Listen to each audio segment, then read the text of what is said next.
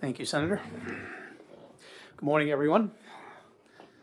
We got a nice warm day to be here compared to what the rest of the week looks like. So, okay, we're going to start today's hearings off with Senate Bill 207, and I will call on Senator Perkins Quokka to introduce the bill as soon as she's ready.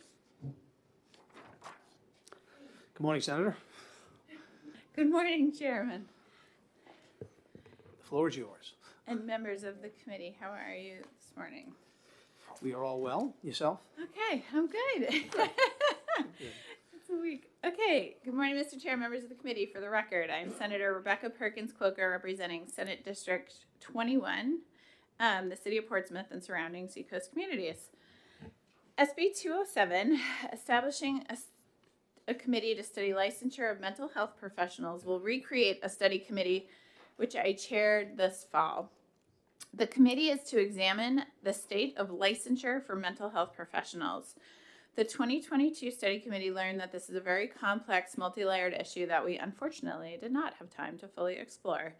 We did make several recommendations for legislation this session, which have been filed, but there's further opportunity to study aspects of this urgent challenge, including reviewing licensure criteria for mental health professionals regulated by various state boards, including how such criteria relates to the requirements in neighboring states, review the licensure processes, including how the statutory and regulatory framework may impact the timely and efficient licensure, identifying and making recommendations for joining available licensure compacts or adopting an endorsement model, exploring licensure barriers further for attracting qualified mental health professionals to New Hampshire, and changing licensure, including how such criteria relates to the requirements in neighboring states, and considering whether elements of the 2020 emergency orders 8, 15, and 18 have potential to alleviate challenges with mental health licensure if incorporated into statute, where not already accomplished. Another year of study will hopefully enable the legislature in 2024 to take a serious, complete set of recommendations under consideration. And I also have with me that I have passed around this morning an amendment to my bill that Senator Birdsall has asked if we could add. And I checked with Senator Birdsall this morning to see if she would be here to speak to this, and unfortunately she is not available. I myself am not an expert in it, but my understanding is that it relates to the mental health of our public safety providers, and so she thought it was related and that she hoped we would consider it. And I will try to get some more information from her to provide to the committee on it. I'm happy to answer any questions. Thank you, Senator. Any questions? Senator Carson. Thank you, Mr. Chairman, and good morning, Senator. Good morning. I think I can speak to this. Great. Senator Birdsall has been actively involved with the post-traumatic PSTD commission that we've had here for a few years. So I think that her language concerning peer support groups is directly related to the experience she's had on this commission. We do have a number of peer support groups within organizations, and they're formed within that group, and so she just wanted to make sure that they were involved and part of this as well. Okay, so, great. Thank you for that explanation, Senator. Any further questions? Seeing none, thank you. All right, thank you very much, Chair. So I have a few people signed in. Diane Castrucci from the New Hampshire Alcohol and Drug Abuse Counselors. Did you want to speak, Diane? Wherever you... No? Okay. I just want to know what the study committee is. It's nice to know that it's a continuation of last year. Thank you. I was confused that there was one last year and one this year. Thank you. Stephanie Bean, also same? Okay. Brian Rill signed in favor from the Professional Firefighters of New Hampshire, and Elizabeth Eaton signed in opposed from the Board of Mental Health. Did either of you want to speak? No? Okay. So I have no one else that wants to speak. Anybody from the audience would like to speak? Seeing none, we will close the hearing on Senate Bill 207. I would entertain a motion if anybody wants to exec anything, or do you want to wait and see if Senator Altshuler comes? Well, we just did this, so we can exec it right now. We can? and it'll be on the floor. Okay. So, Were you able So- to reach out to Senator? Oh, I'm sorry, you need that? Could I grab that sign-in sheet as well? Oh, this one? Don't know that is with my stuff. She is on her way and she expects to be here soon. Okay, let's okay, hold off all then. right, we'll hold off. So the committee can be in recess for 10 minutes. Yeah. So we will be in recess until 9:15, and we will open up our next bill.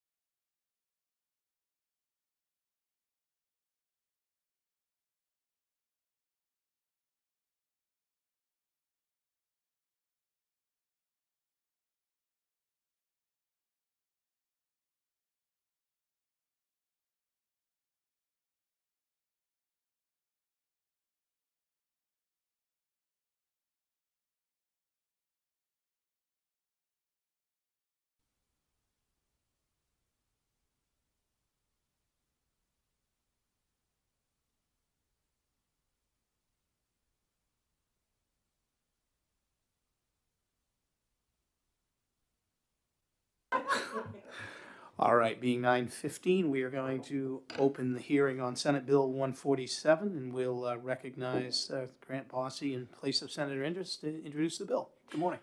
Thank you, Senator Pearl, members of the committee. My name is Grant Bossy. I'm the Deputy Chief of Staff for the New Hampshire Senate, here on behalf of Senator Dan Innes, the prime sponsor of Senate Bill 147.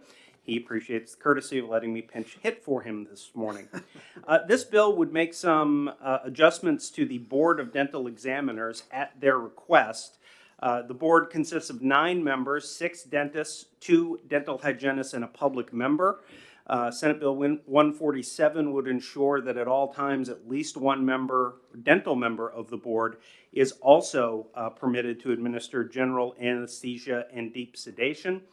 There are other changes related to the anesthesiology licensing authority of the board, various technical changes. I'm hoping somebody from the board is here to explain to you their journey of self-improvement and why they feel this bill is needed. Senator Innes appreciates your support. If you have questions, I can get those questions to him and get you answers in short order. Thank you. Thank you for your testimony. Any questions?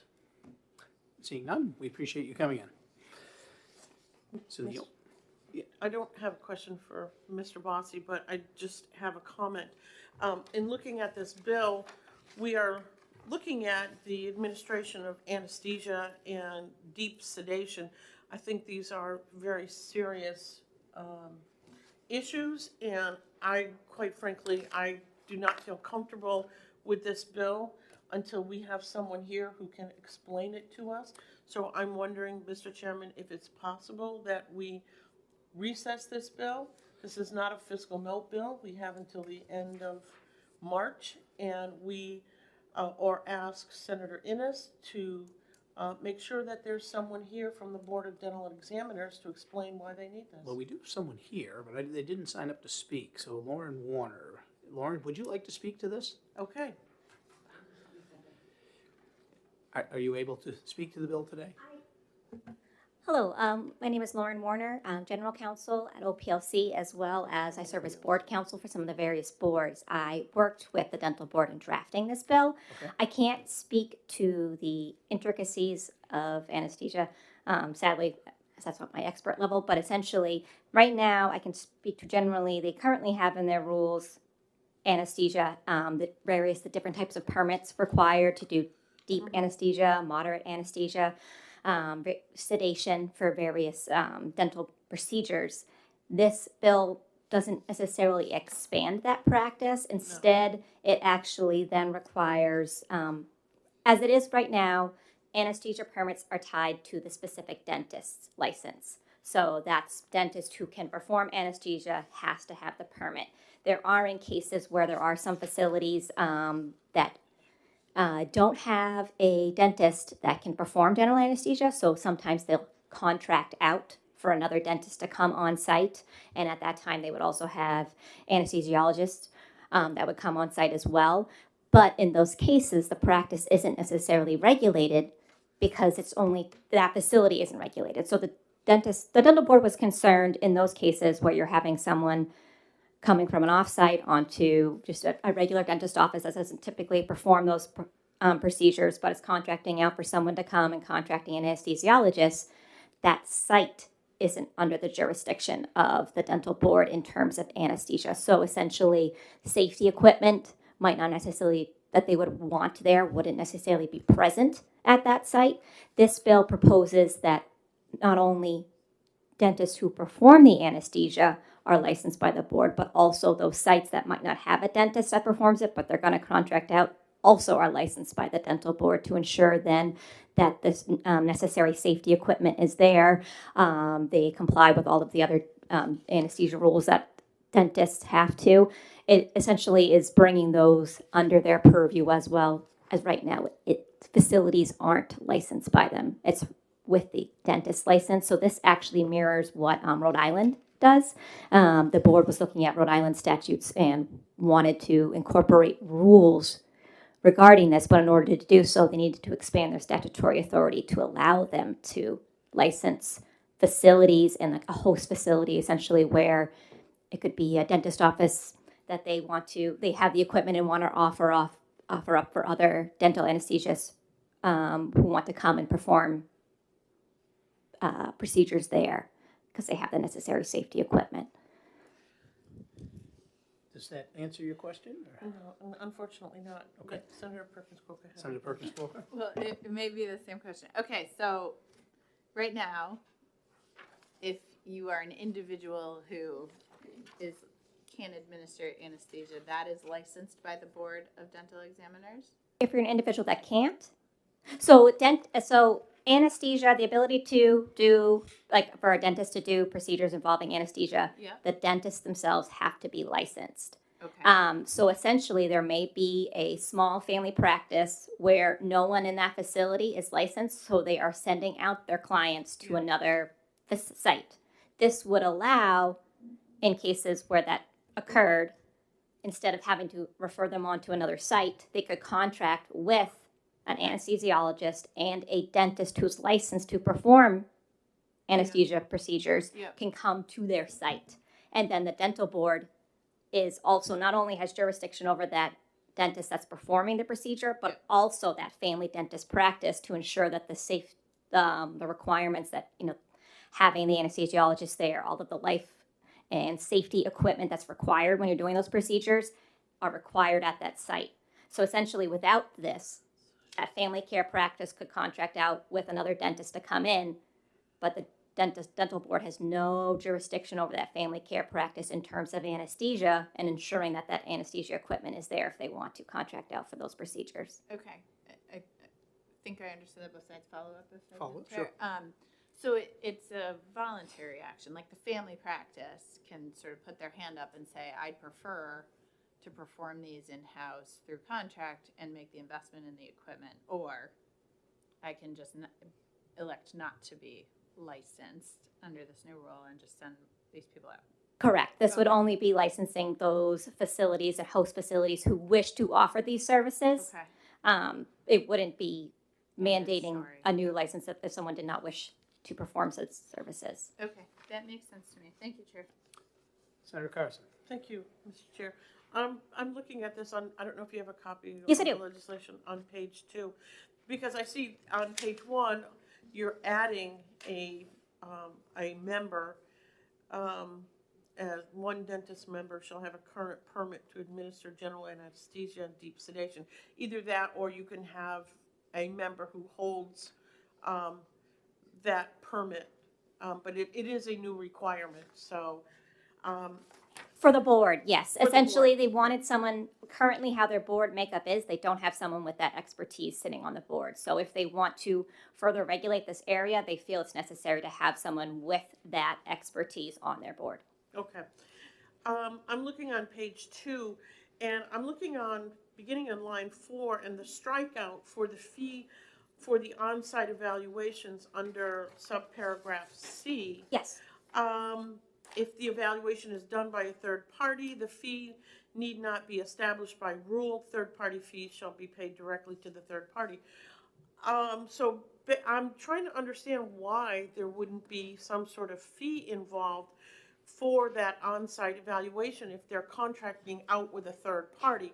So you're basically going to leave it up to the parties to decide what that fee is going to be. That's the way I'm looking at it. So actually, since OPLC has now taken over all fee setting authority, OPLC is putting all fees in their OPLC Rules 1002. So the dental fees for inspections and the like have moved to the OPLC Okay. fee setting. So it's just striking that as it's redundant because now OPLC has the fee sets. And OPLC actually entered into anesthesia inspector contracts already. So did an RFP process and have 7 employed individuals who would be performing these and be paid directly via OPLC. Okay. And on line 12, the establishment of the qualification and requirements, what are those? I mean, we're just saying, hey, you guys figure this out. I think it would be good to see what those qualifications are and the requirements in statute as opposed to rules. That would certainly be different than any of the other boards have done that. Currently, right now, there are qualifications for dentists, specifically just dentists to perform anesthesia, also sit in rule. That's typical. That's the more typical process, so that rules can be changed easier than statute as qualifications change or new procedures. I'm sure at the next meeting we can bring a member of the dental board to explain what some of those qualifications and requirements would be, as that is in their expertise. It's just, we don't have anybody from the actual board here to explain to us what this is, because this is, you know, an important change. Yes. This is the administration of anesthesia to patients, and we want to make sure that this is being done correctly. So that's my concern. We just don't have anybody from the board here to explain any of this. And certainly, I understand their next board meeting is on Monday. So, as you all know, in order for a board member to come speak, they all have to meet together in a quorum and have to vote and approve. So they will be having someone at the next meeting. It's just based on the timing of when it was scheduled. It was after their last meeting and before their next meeting, which is on Monday. So we certainly will have someone here. So they'd be able to provide a member, excuse me, next Wednesday if I recess the hearing until then? Certainly, what do you have an idea of what time? I can write that down. Or certainly, we can be in I contact. apologize, I but don't have yes. the calendar for No, next it's week in fine, front but of me, but I we would will probably have to ensure- put it at the end. We will ensure someone is here from the board for that. Okay, Okay. Can I follow up one last one question? last, sure. Thank you, Mr. Chairman. You said that OPLC is going to assume the responsibility of the fees, and I sat on that commission. Yes. My concern is that's in a piece of legislation, and that has not been actually approved by the legislature yet. It's part of a very large bill that we won't get to because it was filed by the House. We won't get to it until after April, probably. Striking out this language, what happens if that piece of legislation doesn't pass? Well, actually, OPLC has taken the position that they currently have fee setting authority and have been setting fees for over the last year since the last legislative cycle based on the amendments to 310A1. Okay. So that isn't necessarily a change. It's just our proposed legislation for this current session on OPLC is clarifying even more. But we are currently, there are dental fees currently set in OPLC's rules. Okay, And thank you. Is it under that same philosophy of why we've struck out on page 1, line 31, and application fee? Exactly. Okay. OPLC is setting all fees for all the boards in conjunction with working with the boards. Okay. Any further questions? All right, so what we'll do then is I will recess this until next Wednesday, and it'll probably have to go last on the schedule, because I That's believe fine. the schedule has been set. Yes. but We'll find time for it at the end, and if you can make sure that someone from the board is here to further answer the questions from the committee, that would be fantastic. Yes, we will ensure that happens. Thank Thank you. Anyone else wish to speak before I close out or recess the hearing on Senate Bill 147? Seeing none, I'm going to recess the hearing until next Wednesday. Time are we at?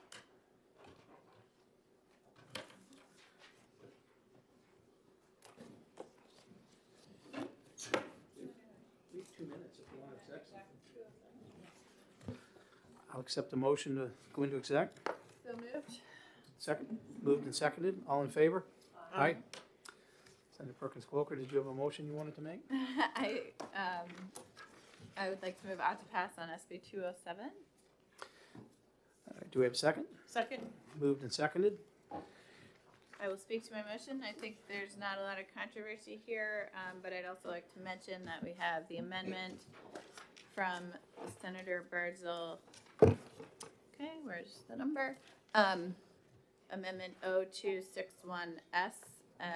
And so I would like the committee's support on this. As Senator Carson explained, it's a peer support group within our public safety organizations to ensure the protection of their mental health. And I'm certainly open to it as sponsor. So I'd move out to pass on the amendment. and we have moved on to pass on the amendment, do we have a Oh, second? second. Second? Any further discussion on the amendment? Seeing none, all in favor? Aye. Okay, now we have 207, you want to, see, she needs to change her motion to OPPA? No, okay, No, she could, no, she should just make the motion about to pass as amended. okay. So we have a motion about to pass as amended on 207 and seconded previously. Any further discussion on the bill? Seeing none, all in favor? Aye. Any opposed? Motion carries. Can I move consent, Mr. Chair? We have to second that? Second. Okay, we have a second on that? Yeah. All in favor? Aye. All right, it's on consent. Great. I will take it out. Senator Perkins Coker will take it out. I'll accept the motion to come back out of exec. So moved. Second. All in favor? Aye. Aye. Yeah, perfect timing. It's Look 9:30. at that. Fishing committee. All right, and we will now open the hearing on Senate Bill 149, and I recognize Senator Rosenwald to speak to her bill. Welcome back. Thank you. Thank you, Mr. Chairman, members of the committee. For the record, I'm Cindy Rosenwald, representing with my greatest honor, Senate District 13. And I'm here to bring you Senate Bill 149 relative to nurse agencies. This is a request of the Hillsborough County Nursing Home in conjunction with other long-term care facilities in New Hampshire. And this bill is an effort to manage the county budgets that are paid for with property taxes and exert better control over Medicaid costs for care in a licensed facility. Skyrocketing costs for so-called temporary traveling nurses and other clinical staff are really crippling our healthcare system in New Hampshire, because hospitals and nursing homes are really hemorrhaging money to pay for temporary staff.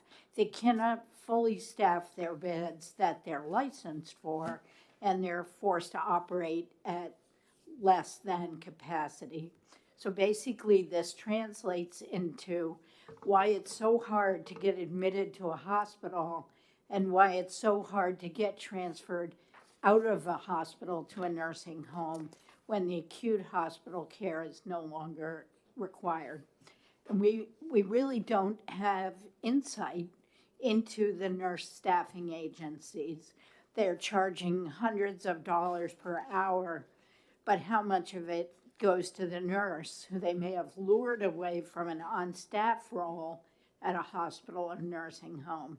This bill will give taxpayers some assurance that public resources are being properly managed by requiring licensing by the Department of Health and Human Services and public reporting on a de-identified basis. The bill also protects our facilities by prohibiting scheduling of a single individual to work in more than one place at the same time. I think this week we've all seen how it works if you have to be in more than one place at a time. So imagine you're a nurse and you're supposed to be at a Hillsborough County nursing home, but you're also supposed to be at a different nursing home the same week. Those residents in the nursing home are dependent on you showing up. So there are representatives of long-term care facilities here. They can answer specific questions about what they're dealing with and why this bill is necessary. Thank you, Mr. Chair. Thank you for your testimony. Any questions? Seeing none? Thank you for your Thank you. So we have about 10 people signed up to speak on this, so I'm going to ask all of you to please keep your comments brief so that we can sort of stay on schedule, but try not to repeat other things that others have said. But we'll start through the list. We have many in favor and a few opposed. I'll kind of mix them in as we go to keep it balanced. I'll start with David Ross from the Hillsborough County Nursing Home, who is in favor and wishing to speak.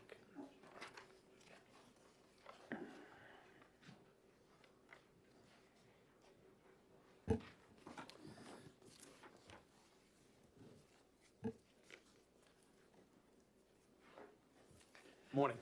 Good morning, Mr. Chairman. Good morning, honorable committee members. I appreciate you taking the time to hear me this morning.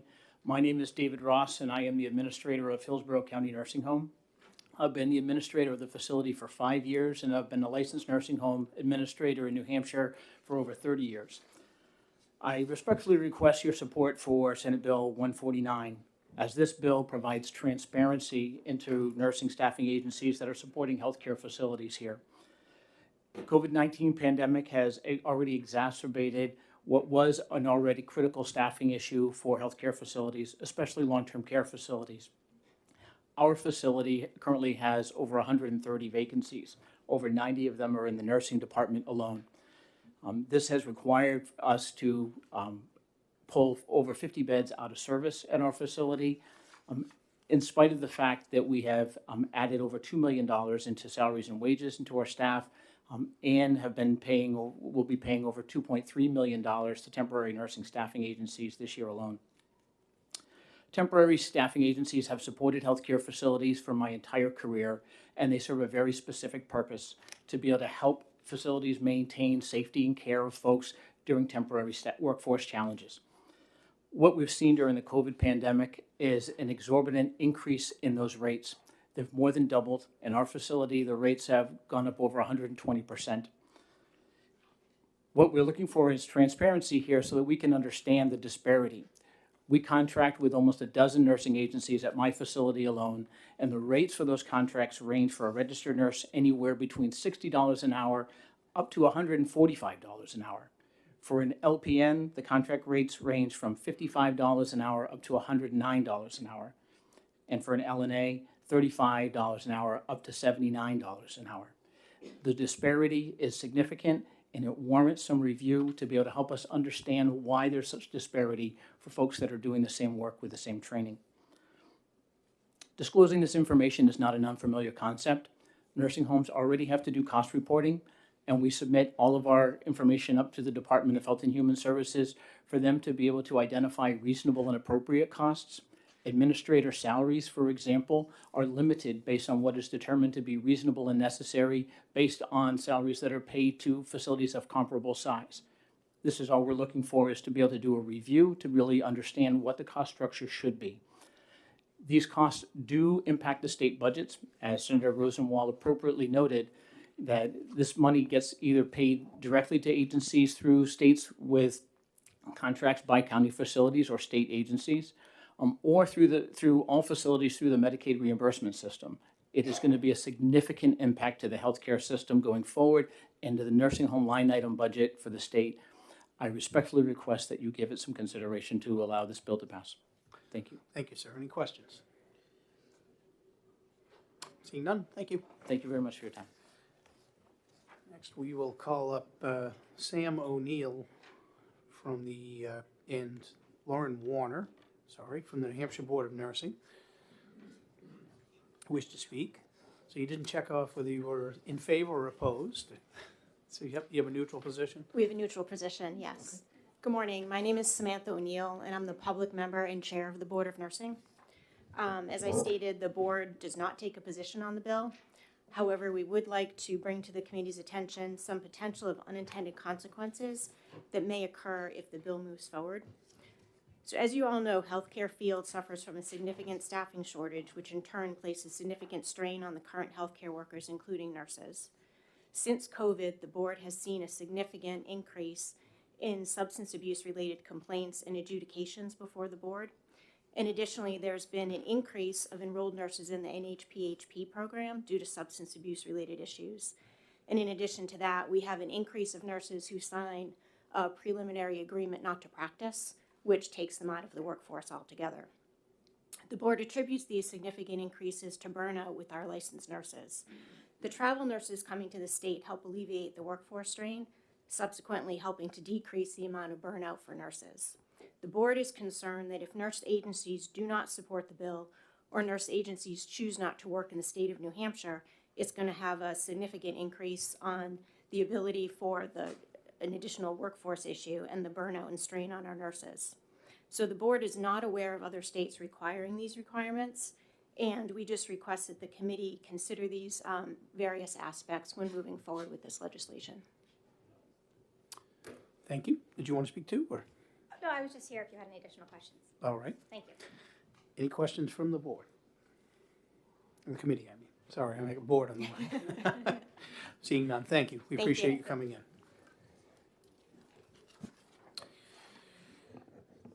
Okay, next we who supports.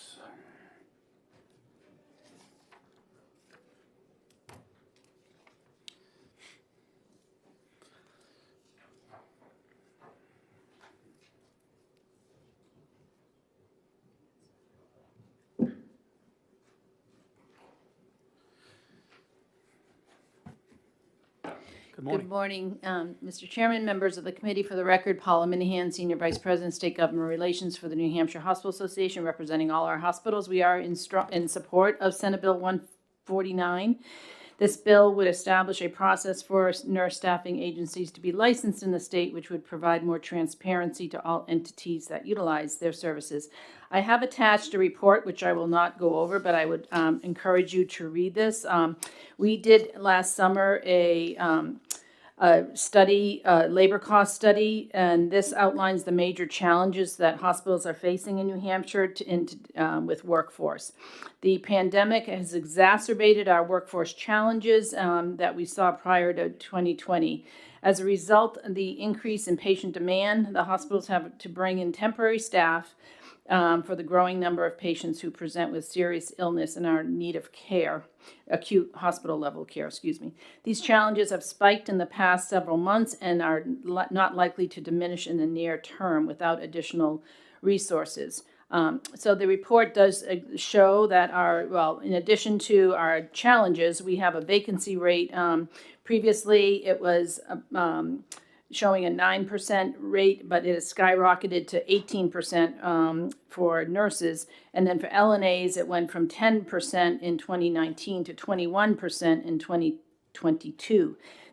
What those vacancy rates mean is that hospitals must seek temporary contract labor to care for their patients. And again, these personnel shortages have led to astronomical increases in contract labor costs, which are outlined in this report. But I will just show you, this chart shows in 2022 that we had 133% increase in our contract labor costs year over year and it shows 2021 it was 11%, now it's 133%.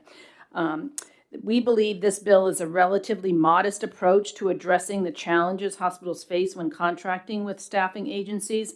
We certainly do not want to impact the ability of the hospitals and other healthcare providers from being able to utilize staffing agencies.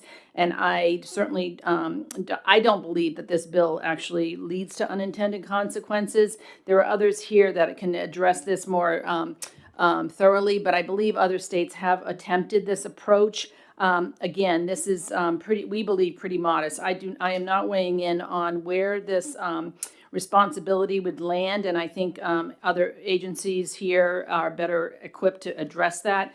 I'm just, on behalf of our hospitals, appreciate the introduction of this bill and support the intent of this bill. And again, I am happy once you have a chance to review the study. If you have any questions, please just reach out to me. I'm happy to answer any questions. Any questions? Senator Gendro. Thank you, Chair. And thank you, Paula, too, for testifying. You're welcome. I guess the question I have, and it probably will answer itself, is with the personnel shortages, is it a combination of things like compassion burnout, and then also for the nursing industry for failure to comply with vaccines and the mandates? So is that adding to the shortage that we? Well, as the study shows, that we had a vacancy shortage before the pandemic. I think the pandemic did add to certainly to burnout of all clinicians, and we're trying to address that. We've developed a peer support network process to look into some of those areas of why they are going through what they're going through relative to staff burnout. So that is certainly a concern that we have. Our experience in talking with our HR personnel, the requirement that is actually a federal CMS requirement relative to the vaccine mandate really has not led to individuals leaving at least from the hospital perspective. We have the data that we have shows that there's only like a 1% rate of individuals leaving the employment of hospitals as a result of the vaccine requirement, because the hospitals do have policies relative to allowing for exemptions for medical and religious purposes, that they go through that process. So we have not actually seen in the hospital industry that issue. I think burnout is certainly a very valid concern, and I appreciate you raising that, because that is something that they are working very hard on addressing. Thank you. You're welcome. Thank you. I actually have a question for you. Sure. Are you seeing a sharp increase in new nursing agencies in the last year or two, offering these temporary per diem positions or opportunities? I do not know the answer to that, but I can find out. I know the hospitals have always used staffing agencies, but I don't know as far as the proliferation of them. Is that what you're wondering? Yeah. It's a business opportunity, right? Yeah. I can find out though, if they are contracting with more. I suspect they are. I don't know the answer to that, Senator, but I will find out for you. Thank you. Yeah. Senator Carson.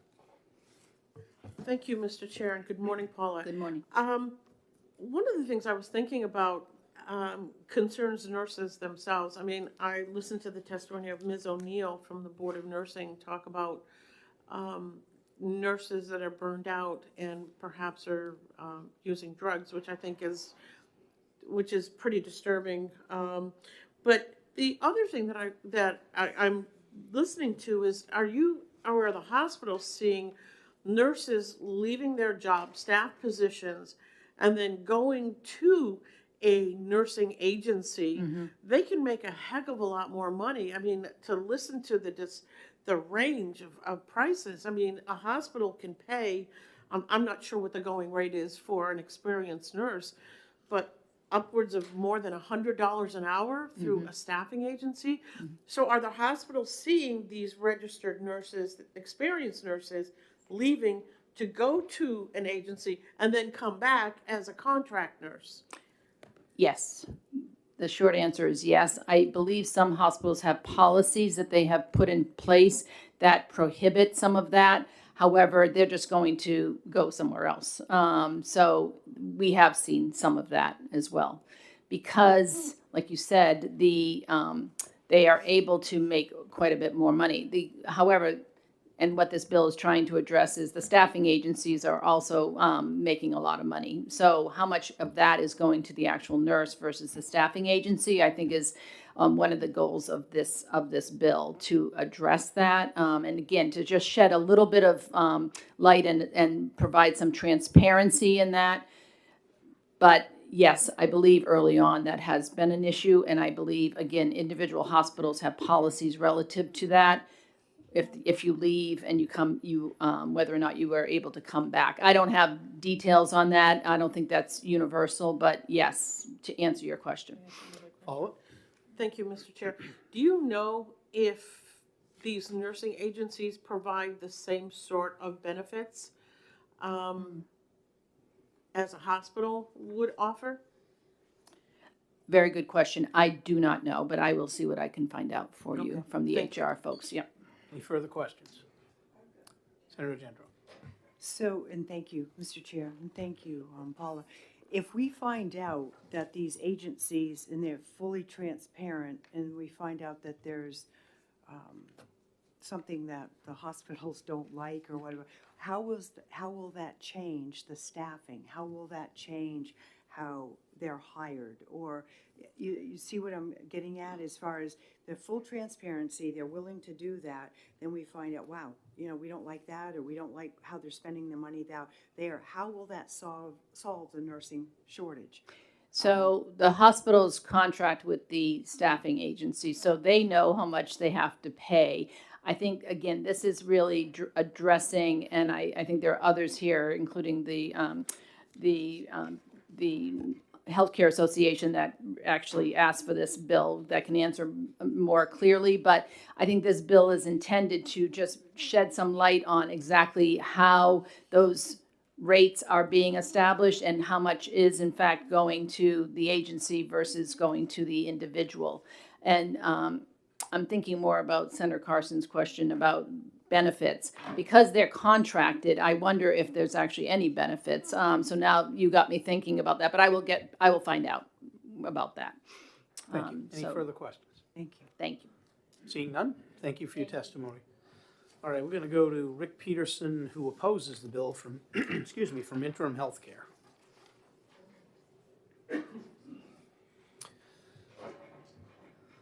Good morning. Thank you for coming in today. Good morning, Mr. Chairman, and good morning. Could you please turn your mic on? Thank you. There we go. Good morning, Mr. Chairman and members of the Senate Committee. My name is Rick Peterson. I have owned Interim Healthcare, a supplemental staffing agency, for nearly 44 years.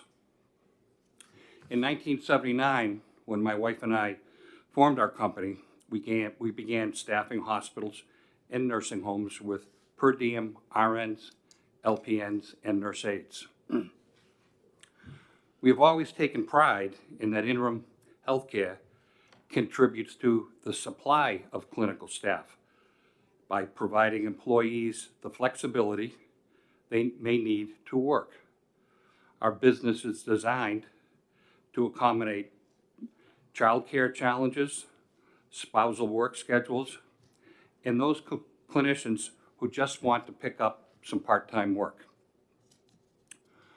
Over the nearly 44 years, we have worked with nearly every facility at one time or another in southern New Hampshire and have developed a collaborative relationship with our customers.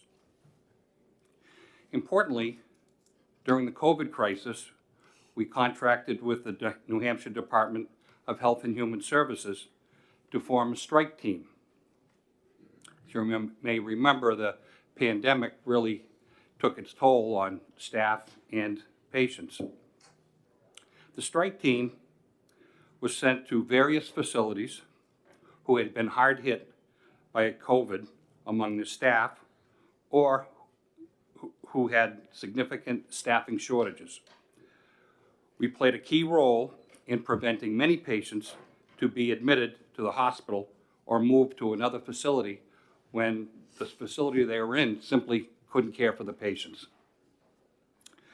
Senate Bill 179, as written, really does nothing to lower the cost of clinical personnel to the hospitals or nursing home facilities in New Hampshire. These onerous requirements consist of reporting for every employee, wages, benefits, and administrative costs.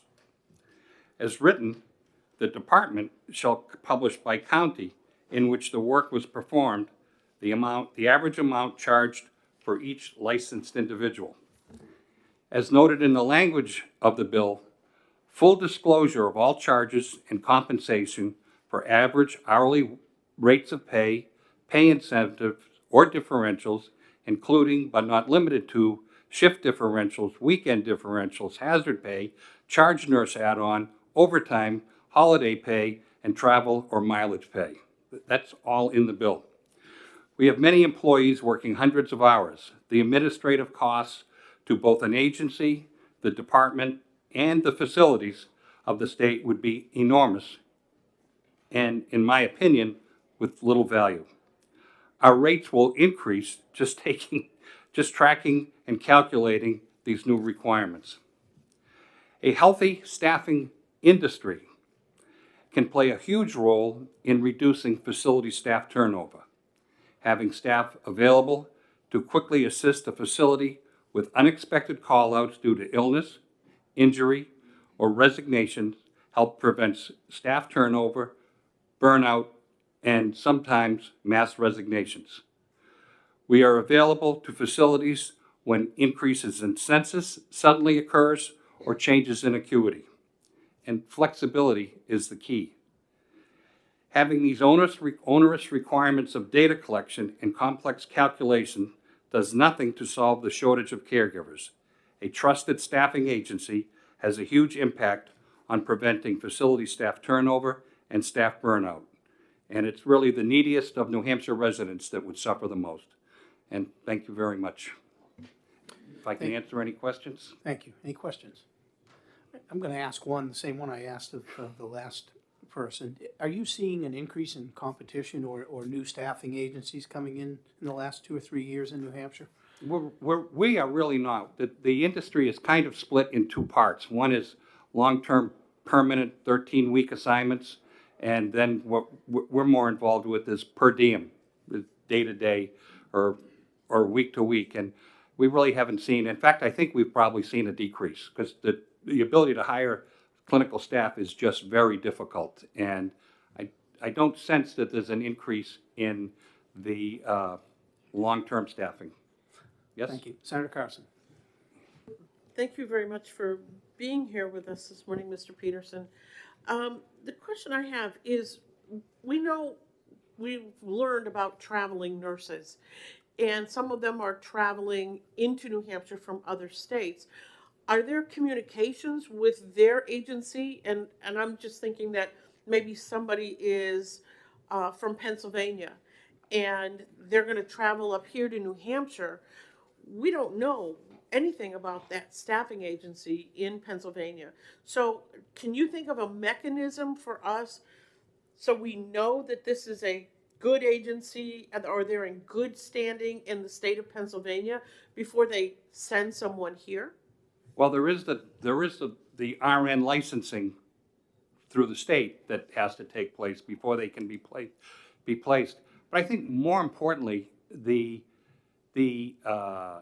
with competition, any of these facilities can pick and choose which company they want to do business with. And using a company that they know and trust, to me, makes a lot more sense than willy-nilly calling Pennsylvania for staff.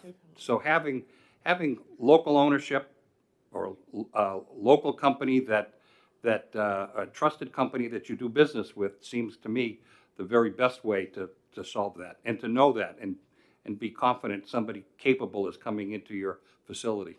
Follow-up? Thank you, Mr. Chairman. Do you think it would be appropriate that if, and again, I'll use the hypothetical, someone from a staffing agency in Pennsylvania is being sent to New Hampshire, that staffing agency from Pennsylvania is registered with the state of New Hampshire to do business here? You know, I think licensing is fine. And that licensing component should probably include that the person does have a valid license, that they have some skills testing or skills ability that's been quantified, that they're covered with malpractice and liability insurance, that they're bonded, that they have a criminal background check, and the very basic qualities of hiring a staff person before you send that staff person out to a facility. One more follow-up? One more question, and thank you for indulging my questions. As someone who has worked in this field for a number of years, are you aware of any other state that is looking at this particular issue? I was told recently that there is another state that has an issue that they are looking at, but you know, I'm really up to my eyeballs, frankly, here in New Hampshire. And Okay. we work awful hard to hire staff right in our backyard. Okay, thank you very much. Senator Altshuler. Thank you, Mr. Chair. Thank you for taking my question, and I appreciate your testimony today. Some of the crux of this issue is the widening disparity between what, for instance, county nursing homes have been paying. And I know as just a very recent member of the Rockingham County Convention that we made arrangements for increases in salary in order to keep our staff. And we heard testimony from the Hillsborough County Nursing Home about their average rates rising. What has been the trajectory of your compensation package for your LNAs, LPNs, and RNs over the course of the last, I'm going to say, 4 years to incorporate not just the emergencies of the pandemic, but also leading up to that? I'd say the 4 years back, and of course that includes the pandemic, when whatever industry we want to talk about, there's been a mass resignation of workers. I mean, wherever we are, there's a shortage.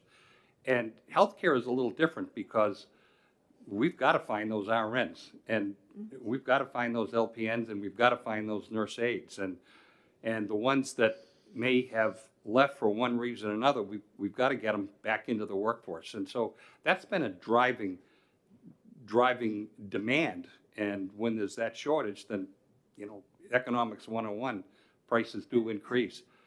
To answer specifically what the trajectory has been, we used to, I don't know specifically, because we used to have a price list, a rate sheet, pretty standard. A rate card? A rate card, pretty standard. And during COVID in particular, we really did away with that, in that facilities were calling us and say, look, I have to have somebody in here. We don't have anybody. And they're really pushing us, as well as the state, to put a strike team together. And that pushed the rates up temporarily for during the COVID crisis a lot. But I can say with complete confidence that those rates are settling back down a little bit, because COVID has you know, eased a bit, and the workforce is starting to come back in. We've definitely seen that, but it's pretty much been some part-timers coming back in. But we have seen some folks coming back into the workforce, and not just a couple, but a pretty good amount. So it's a supply and demand issue. Follow up? Yeah. Yeah, thank you very much. There's no question that it's necessary to have qualified and robust per diem staffing available, because not everybody can have everybody on staff all the time. People get sick. People have issues that they, have to attend to. But what I think I heard you say is that during COVID, you enacted surge pricing. Are you now dialing back those prices, and is it affecting the compensation of the people who are actually going into the facilities, or is it affecting that decrease in your surge pricing is affecting the administrative costs? So, what exactly happened is really two things. The state contracted with us, the state of New Hampshire contracted with us for some significant price increases, and we had to let the state know what the staff was getting before the contract was approved. And then from the state, we were being told which facilities to send this strike team to that were really short for one reason or another. And that strike team doesn't exist now. The problem was solved, and that has reduced our rates anyway, because it's not as in a crisis anymore as it was. And we were actually billing the state, and I think it was covered with ARPA funds, although I'm not sure. But we went into kind of an emergency team to hold things together for a bit. So and rates have dropped since then, for sure. Well, thank you. Any further questions? Senator Gendro. Thank you, and thank you for being here, Mr. Peterson. Thank you. There are a couple things that I'm thinking about as you're sharing. You're an agency that hires or promotes the per diem nurses. Do you require a 50-mile radius that they have to live away from, or No. is it okay? No. All right. So that would, for my other comment, this is a much bigger economic engine for a lot of communities, because in my district, a lot of these nurses come in and they're renting through this agency apartments. Yep. And so you don't. We don't do that. No. Okay. All right. No. And I'm not sure if it was you that had the question about health insurance. We provide flexibility, and you can work 40 hours one week and 8 hours the next week, and not work the third week. And so we don't have insurance for our staff that are in the field. We do for our corporate staff, so to speak, but not field staff. Okay. It's really a per diem staffing model. Okay. Good. Thank you. Any further questions? Seeing none, we thank you for coming. Thank you. And providing great information for us. Okay, next we'll call up Tom Blonsky from Catholic Charities, who supports the bill. Good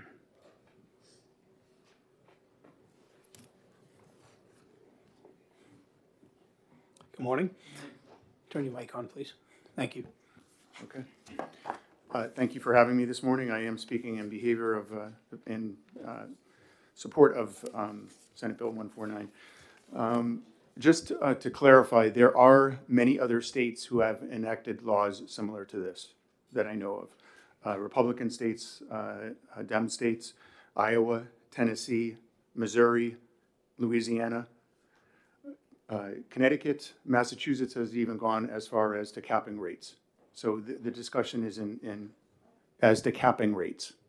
So we're not looking for that. We're just looking for transparency. Okay, so just to start off with that. So Catholic Charities has 7 nursing facilities across the state. We currently we will end our fiscal year, which ends next month, $1.2 million over budget for our agency usage. Pre-COVID, we were about a third of where we are budgeted right now for staffing agencies. Some of the, right now we also have 235 vacancies that we're trying to fill. Some of our pain points are our travel rates and our staffing agency rates are anywhere, you've heard it already from David, from Paula, some people, so I won't repeat it, anywhere from 40% to 125% plus. Some of you had mentioned the miles to qualify for a traveler rate. We had an agency approach us the other day to push for a traveler rate for someone who is traveling from Salem to Manchester, which we denied because the rate is about 40% higher than what they're asking for. There also in our contract is what is defined as a crisis rate. Maybe it was once called a surge rate, but it's now a crisis rate, and there is a 25% delta differential for a higher rate depending on what that crisis is. The agencies will not define it in a contract. They will define what the crisis is. They won't spell it out in a contract. So that crisis to them could mean we have 1 or 2 residents or staff members who might have COVID, or maybe there's a flu outbreak, or maybe there was a call out. So they will deem the crisis, and now we're paying a differential of 25% higher rates, or there's another contract has a $5 to $25 an hour extra fee for that, for example. There's also a bid for staff component to that. So last weekend, for example, one of our facilities, we had a contracted LNA who was signed up for the whole weekend on a difficult to fill shift. At the last minute, a facility across town bid a higher rate. I don't know what the rate was, maybe $5 an hour or more, something like that. She was pulled last minute on a Friday night to work for that other agency, leaving us with a hole. This is what we're seeing, and this is what is happening. So lastly, I will wrap it up because I know you wanted us to keep it short.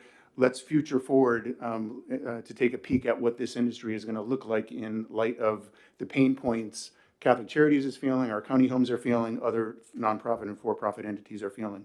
You're probably seeing it around the state that we're already seeing some closures and some sales of the single mom and pops in the coastal region of New Hampshire, in Manchester, and then some small chains.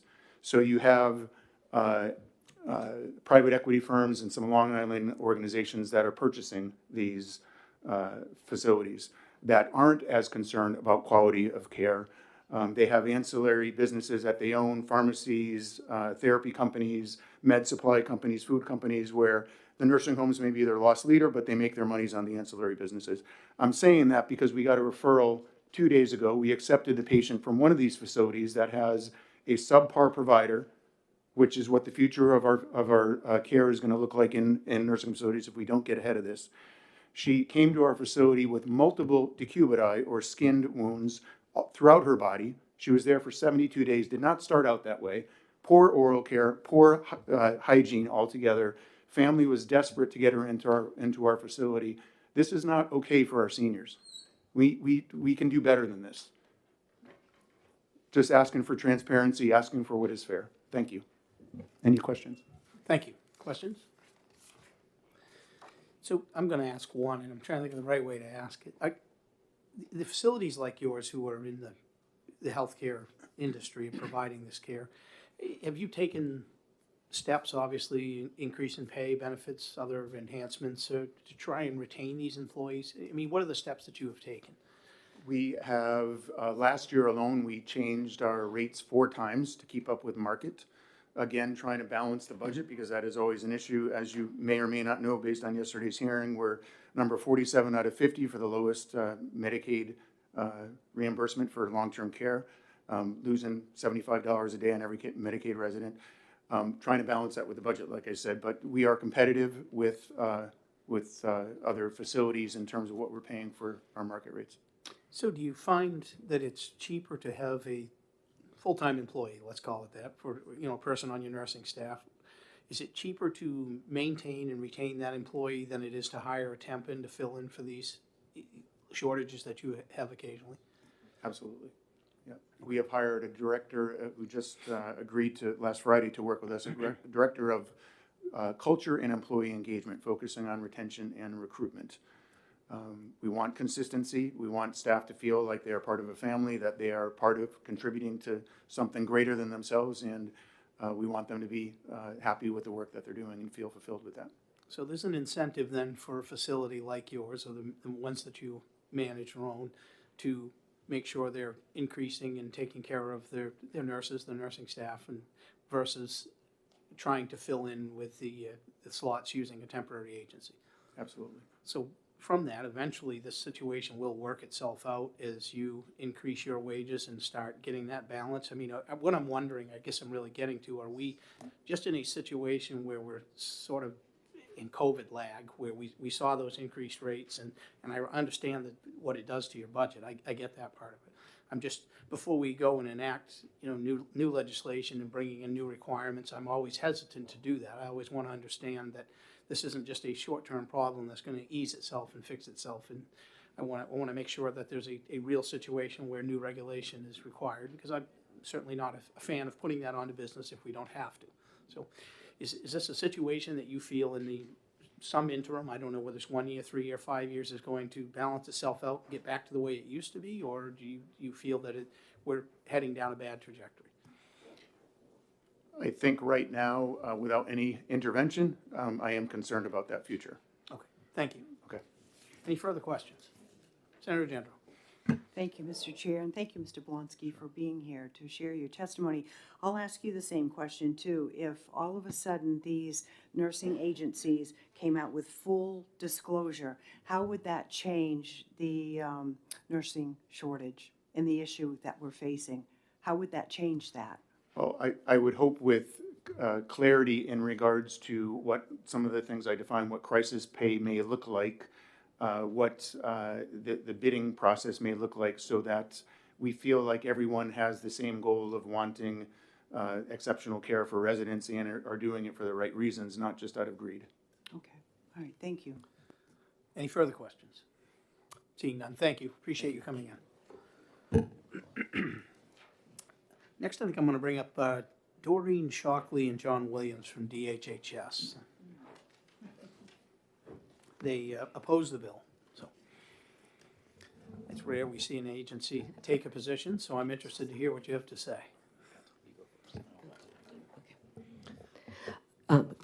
Good morning, Chairman Pearl, Thank committee members. It's nice to see you again this morning. For the record, I'm Doreen Shockley. I am the manager of the Bureau of Licensing and Certification at the department. And Chairman Pearl and members of the Senate Executive Department's Administrative Committee, my name is John Williams. It's my pleasure to come before your committee for the very first time this session. I'm the legislative director, and I'm here just in support of Ms. Shockley's testimony for the department. So I am here today to respectfully and strongly oppose Senate Bill 149 as it's currently written. This bill seeks to amend RSA 151 by inserting after Section 53 a new subdivision on nursing agency licensing. The language is inconsistent with the mission and focus of RSA 151, which is to provide for the development, establishment, and enforcement of basic standards for the care and treatment of persons in facilities to ensure safe and adequate treatment of such persons. We oversee the quality of care provided to individuals. We do not oversee or regulate prices. The nursing agencies in this legislation are providing staff, not services. Our authority in RSA 151 is to regulate and oversee healthcare facilities, not staffing agencies that provide people to provide those services. We would be happy to assist in providing language to amend this legislation to appropriately place this oversight to an agency that protects consumers with price transparency. One option could be to have these agencies register with the Secretary of State and have Consumer Protection Agency or the DOJ investigate allegations of noncompliance.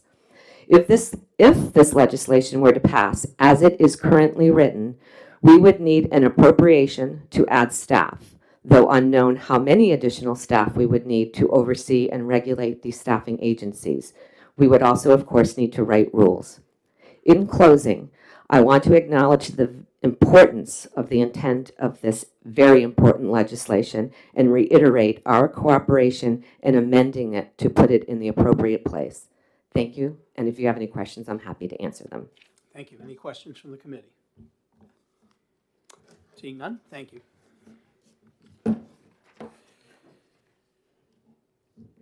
Next, we will call on Brendan Williams from New Hampshire Healthcare Association.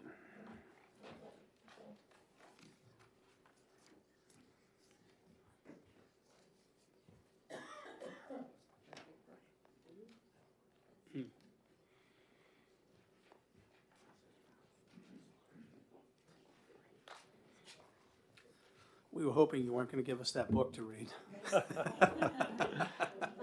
Thank you, Mr. Chairman. I was sitting in the back of the classroom, so my legs were a little cramped here. So for the record, I am Brendan Williams, President and CEO of the New Hampshire Healthcare Association, and we are in support of this legislation.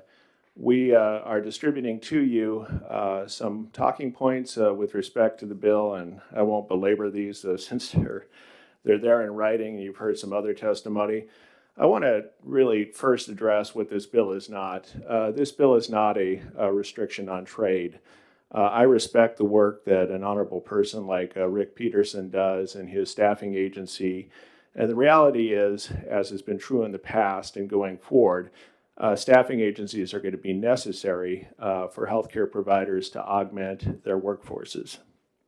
With that said, for there to be some transparency with respect to the practices of those agencies is entirely consistent with laws that a number of other states have enacted. Tom Blonsky alluded to some of those laws.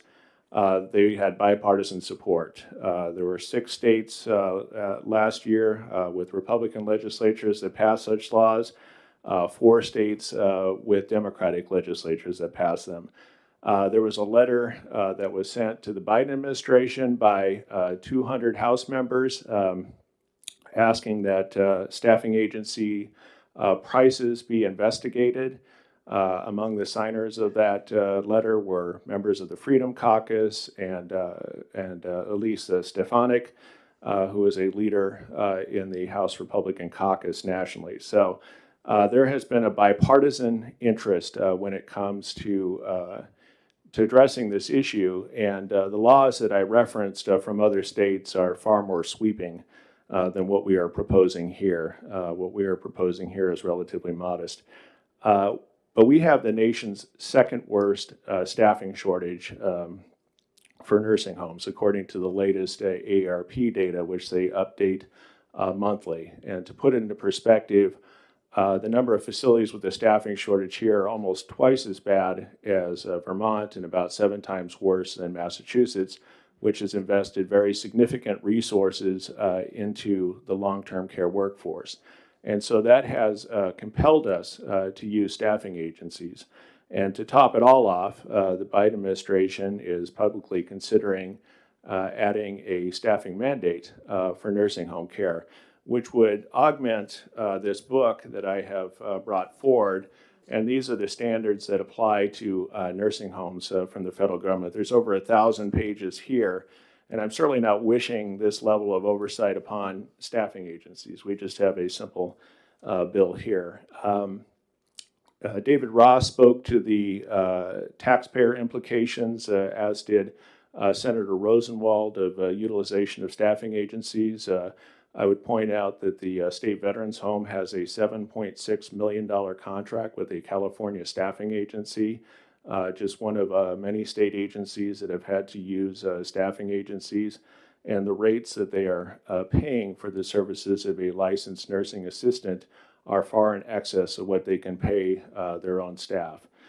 Similarly, Maplewood, which is Cheshire County's nursing home, in the first 10 months of last year, spent $1.3 million on agency licensed nursing assistants, $1.1 million on its own licensed nursing assistants. It's not doing this by choice.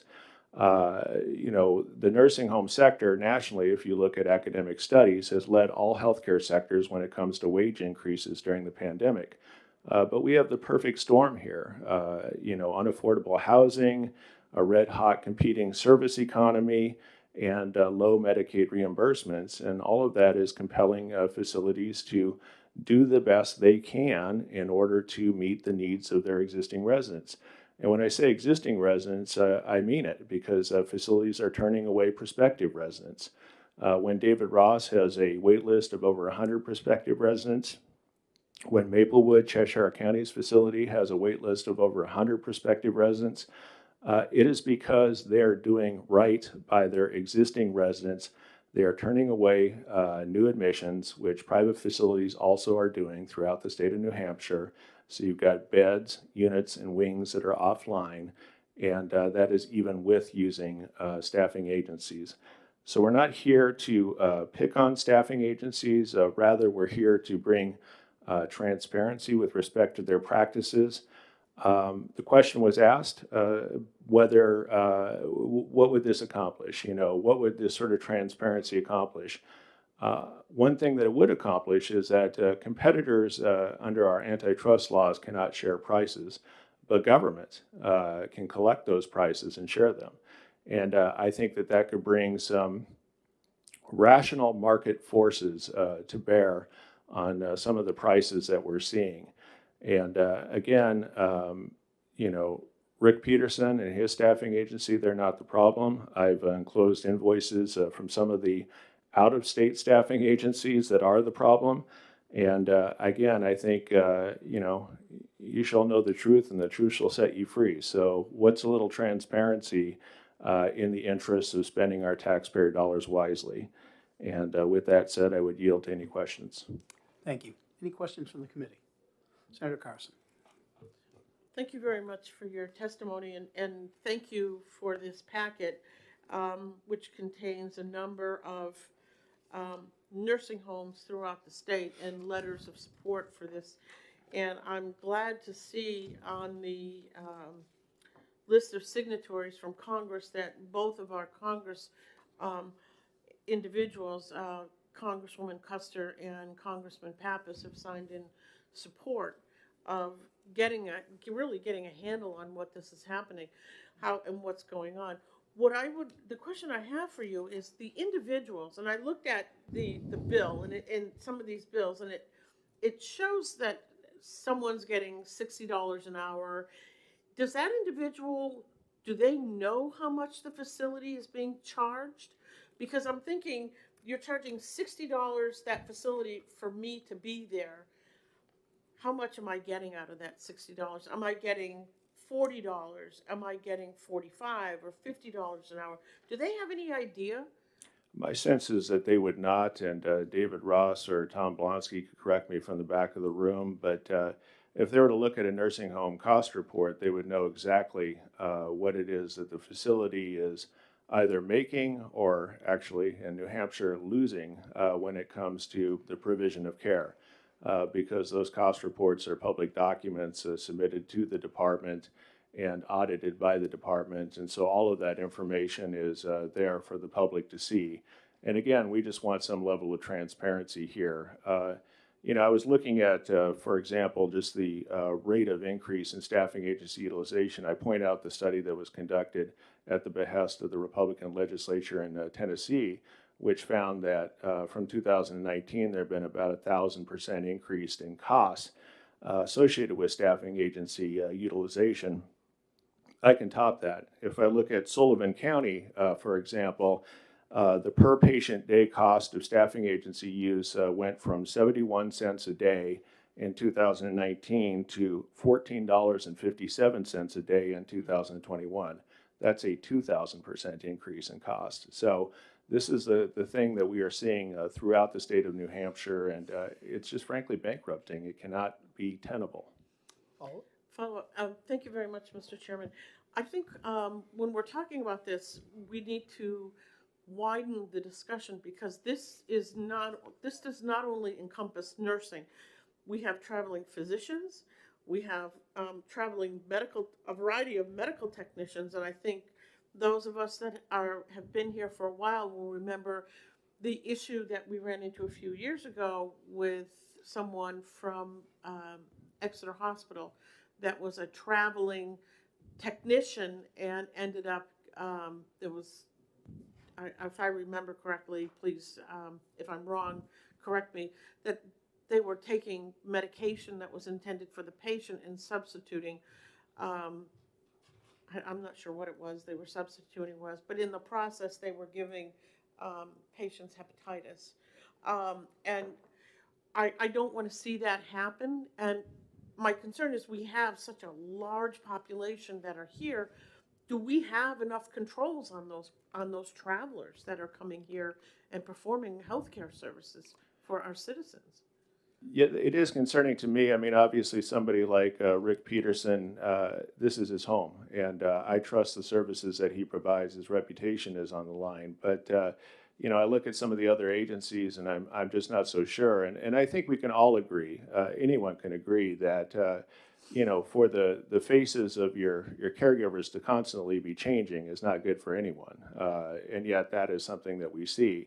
And some of the traveling agencies, you know, come into the facilities of these out-of-state agencies and recruit away people who've been working there. And so now you have a person who's worked for you in the past, and they're traveling, but they're traveling 2 blocks down the street upon which your facility is located in order to work for you. So, you know, a lot of this is kind of a misnomer, I think.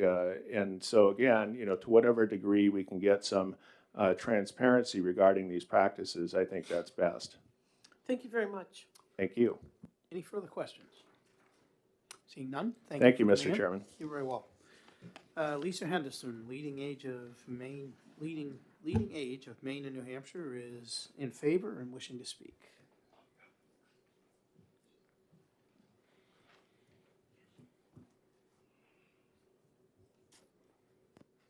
Nope, turn it back on. It wasn't. Thank you. Good morning. I'm Lisa Henderson. I'm the Executive Director of Leading Age Maine and New Hampshire.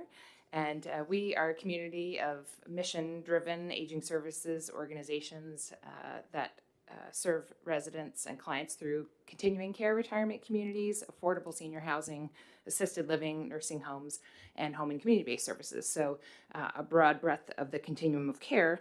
And many of those settings do utilize staffing agencies to fill gaps. You've heard some very eloquent testimony from others, and so I'll try to keep it brief. I would say that while we recognize that this bill doesn't go so far as to regulate the price of staffing agencies charge providers, it's certainly a move in the right direction. I think that we are seeing that staffing agencies are not necessarily supplying additional resources of clinical staff, right? The danger is that they're actually pulling them away from existing providers and then just, redeploying them. And so, we recognize we have an ongoing workforce shortage and there needs to be additional measures to bring more people into this field. But it's not really fair to say that the role of staffing agencies in their entirety, is to generate additional supply. They are, in some cases, siphoning off our resources, the available supply of potential staff. And so providers are backed into a corner when they do have gaps and they need to go in that direction and bring on staffing agencies. So I think that we have additional work to do beyond this measure to try to address some of the transparency. but at the same time, this would move us in the right direction. And I really do appreciate the comments about how it's public dollars that largely, fund long-term care through the Medicaid program. So it's really in the public's interest for there to be transparency in this industry operating in these settings. Thank you. Any questions from the committee? Senator Gendro. Thank you, Chair. Question I have is, pre-COVID, was there ever an issue of transparency with these nursing agencies? Yeah, I mean, to my knowledge, and I would turn to the providers in the room, that the pricing structure done through contracts, it has only a limited degree of transparency, as Tom said, and then these additional sort of surge things that came along, perhaps are a new construct and challenge.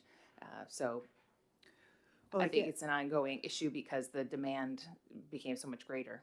Okay, all right. So my question is, I mean, the nursing agencies, they've been around for a long time, and nothing really not that I haven't been in the Senate for very long, but I don't know as if it's ever really been an issue until pre-COVID, and I'm wondering, what is at the root of it? Are we talking money, patients, lack of staffing? I mean, what really is at the core? Because we could chase the money all day long, and we could ask for transparency, but what's going to solve the issue? And I guess if pre-COVID there was an issue of lack of transparency, I think I could wrap my head around it more. But now it's their prices seem to be exorbitant, and but what were they before COVID? And I'm kind of just talking out loud here. Now, I'm not even sure what the question is, other than do we want to, what is the problem? What is the challenge? What is the issue? Yeah. Well, I mean, certainly it's a supply and demand issue. And so the fundamentals of supply and demand changed with COVID. And we have had a longstanding shortage of healthcare workers that predate COVID, but it just, absolutely, ravaged our field. So the more nefarious staffing agencies are seeing that as an economic opportunity. So I think the fairness piece that we're talking about here is transparency at least lets us all know the variability across different staffing agencies and what they're charging, and sheds some light on those disparities. And because why would it be that there's such a great difference, or they're all high, but a great difference between one agency over another? And are there operating practices really taking advantage of providers? That's how they feel. That's what they tell us as associations, that they feel like they're being backed in the corner, taken advantage of, having their staff pilfered from their organizations. As folks said, they're not traveling anywhere but down the street. And so they feel like they are absorbing the pool of potential folks to hire as staff at fair wages, but they are dangling, exorbitant compensation in front of them, and so it pulls people away from the field. So it's no longer a fair marketplace for providers to try to attract folks to come work for them. Thank you, Senator Carson. Thank you very much, Mr. Chairman, and thank you, Ms. Henderson, for your testimony, because I think you've kind of danced a little bit around the edge of what's going on, and all of a sudden it just came to me. This pretty much amounts to price gouging. That is something that usually happens during a crisis where an entity sees an opportunity, and we see it all the time. And so what in my opinion now, after listening to all the testimony today, we have a situation of price gouging, and it's not necessarily being done by people that live here in the state of New Hampshire and have their business here for staffing for a while and have established great reputations. It's the other companies that are moving into New Hampshire to take advantage of what is really a very, very difficult situation because of COVID. We don't have enough people to do this kind of work. And so they know that, well, we got you. And so we're going to come in here and this is what we're going to do. And I like the idea of transparency because I want to know how much is actually going into their pockets as opposed to the pocket of the traveling nurse or the traveling doctor or the traveling medical technician. We as citizens have the right to know because it has a direct impact on our healthcare system. And I think we need to start calling it what it is. It's price gouging. Thank you very much. Absolutely. Any further questions, comments? Seeing none, thank you. All right, last person on our list is Bruce Berkey from the American Staffing Association, and he opposes the legislation.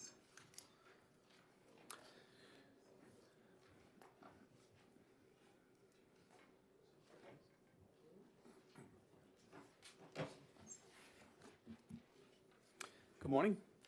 Good morning, Mr. Chairman and members of the committee.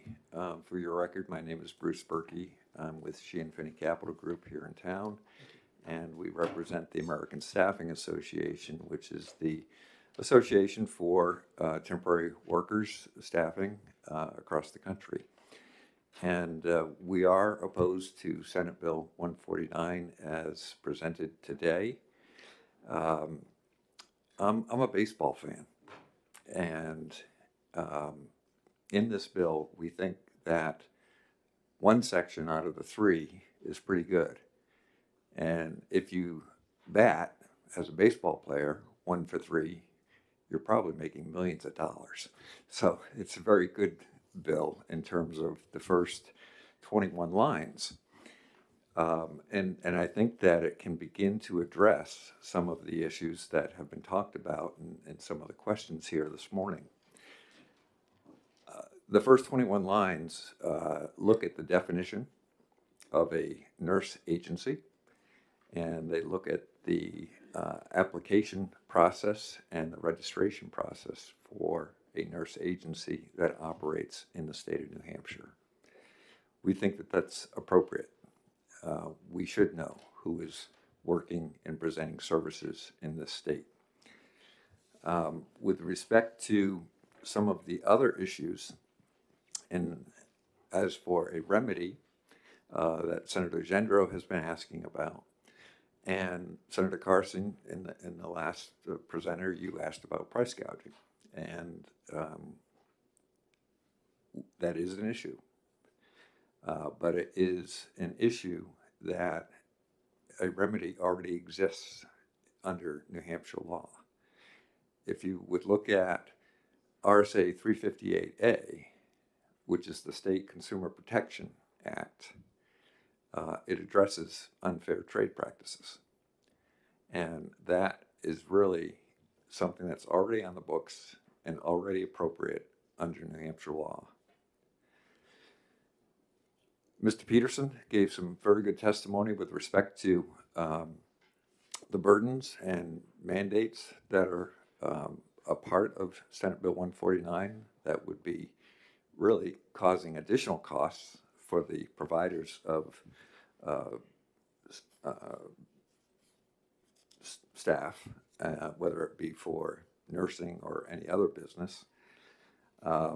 Administrative burden of new quarterly reporting, record keeping, and there isn't anything in that language that would improve care or reduce costs. What was interesting to hear during the testimony of Mr. Peterson, we're talking about the strike force and the collaboration that his firm had with the Department of Health and Human Services. They were able to reach an agreement without a law. They did it through a negotiation, and that worked for the state of New Hampshire and presumably for Mr. Peterson's business. What's most concerning to the staffing agencies broadly, any type of staffing agency, any type of work, and really any business operating in the state of New Hampshire, is that this would be the first time, under my knowledge, that a private business would be required to give information about overtime, about workers' comp, about rates of pay, a whole myriad of different information that would be required by this bill. And that just does not set a good precedent. That is confidential and proprietary information. And that is not, I don't believe, the American Staffing Association does not believe, the business community that I represent a lot of does not believe is appropriate to be in state law.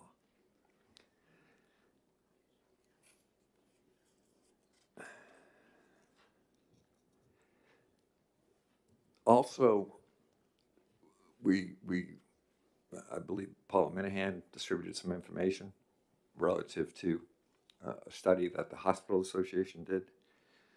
We are not aware of any study that exists suggesting disclosure of wage data will stabilize prices or reduce prices. And so we're willing to work with the committee on a registration process to make sure that we know who's here, who's providing services in the state of New Hampshire. But we don't believe that the latter 2/3 of the bill will do anything to reduce costs, stabilize costs, and address the shortage of nurses in the state of New Hampshire. I'd be happy to try and address any questions that you or the committee may have, Mr. Chairman. Well, thank you for your testimony. I think you've touched on some of the points that are concerning to all of us as we're working our way through this, and I appreciate it. Senator Carson with a question. Thank you very much for your testimony this morning, Mr. Berkey. It's always a pleasure to hear from you and to see you in front of this committee. Nice to be here. You talked a little bit about something unprecedented in getting this type of information. And I think for the first time, I'm going to disagree with you. Okay. Because much of this money surrounds or involves our tax dollars. Our tax dollars from the federal side through Medicaid and our tax dollars on the state side. And we as legislators are responsible to watch those dollars, to watch how those dollars are being spent, so we can relay that information to our constituents. These are the dollars that they pay through a variety of different places. And I just want to point out, I disagree with you because we are the stewards of our constituents' money, our tax dollars. And they have a right to know how their tax dollars are being spent.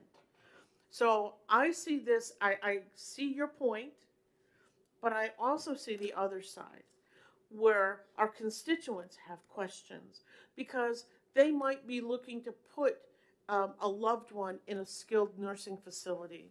And they need to be assured that there are going to be skilled personnel that are going to be there, that they are going to be taken care of appropriately. I believe we had testimony of someone being sent to a new nursing facility, and that person was covered with ulcers. And for anyone who's older or any kind of their health is compromised, that is an extremely dangerous situation. And that family needs the assurance that their loved one is going to be taken care of properly, and that includes proper staffing.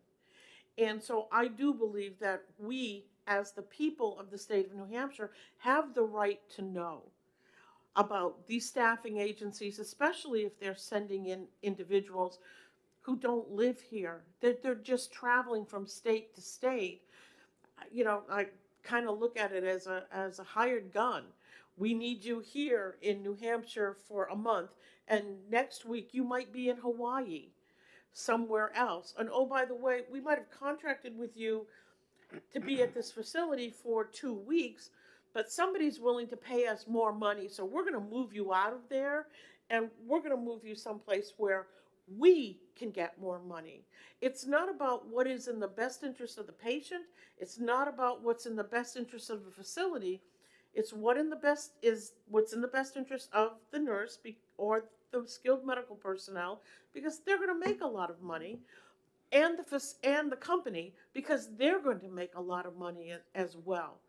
And I think the conversation really needs to shift to the patient. To the patient. What is in the best interest of the patient? So I'm just going to put that out there and see what you think. Okay, thank you for your question. If I may answer it in two parts, and I'll take sort of the second half of it first. And I believe that the agency registration and application process in the first 21 lines of the bill would address the concern that, you know, some fly-by-night agency may be coming in and dropping staff into the state of New Hampshire. If there's a process in place to oversee that, then that's appropriate. With respect to taxpayer dollars, I couldn't agree with you more, Senator. The public's money has to have good oversight. It has to be appropriately accounted for. And so through the process of a public county nursing home, that information is probably available by that administrator, and that administrator can make that information available.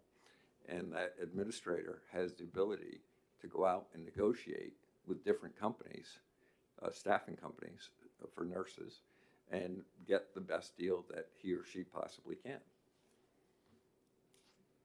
Thank you. Thank you. Any further questions? Senator Gendro. Thank you, Mr. Berkey, too, for your testimony. I think the key phrase that you had mentioned is private business. And I said, and I'm thinking, if we start digging into private business, what slippery slope are we on? If these staffing agencies were governmental agencies, then I think we definitely would have the fiduciary responsibility to dig further.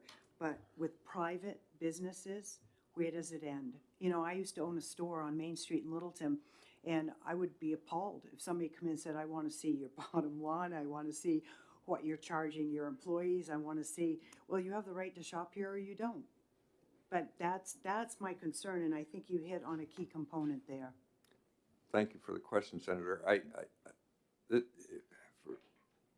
know for 4 out of 5 of you, you won't remember this individual, Senator Carson May, but former state representative, the late Bob Hawkins from Belmont, was a longtime legislator in the House.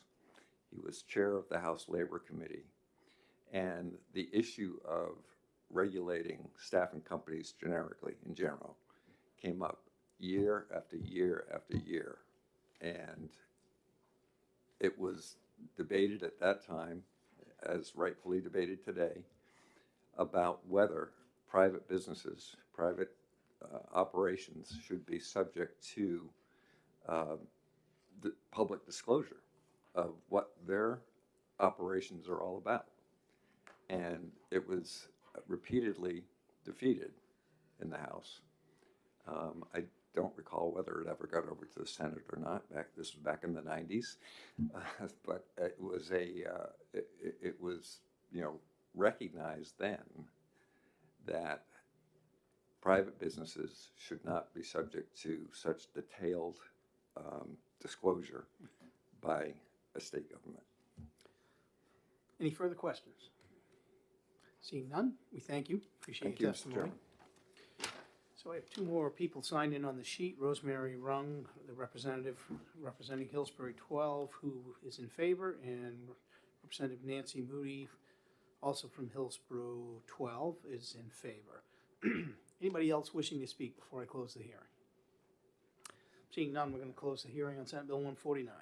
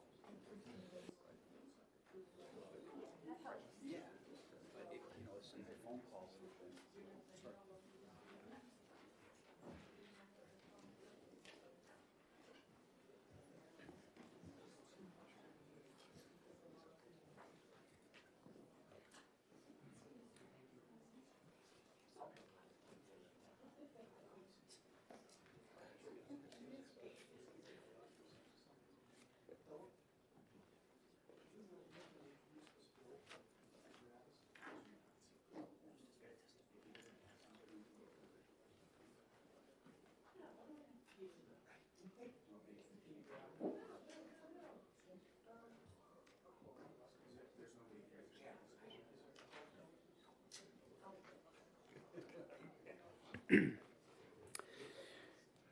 right, I'm going to open the hearing on Senate Bill 130, and in the absence of Senator Abbas, I'm going to ask Senator Carson to introduce the bill for us. Feels good to get up and walk around a bit. Good morning, Mr. Chairman. For the record, my name is Sharon Carson, and I have the pleasure of representing Senate District 14, comprising the towns of Londonderry, Hudson, and Auburn. And I have the pleasure of presenting to the committee this morning Senate Bill 130 FN relative to a court security officer training program. Unfortunately, the prime sponsor, Senator Abbas, is not available to be here today. So I am merely introducing the bill to the committee and will not answer any questions. And there are folks behind us who can answer those questions. Thank you very Senator. much. We will call on Richard Head and Diane Merton from the Judicial Branch, who are in favor and wishing to speak.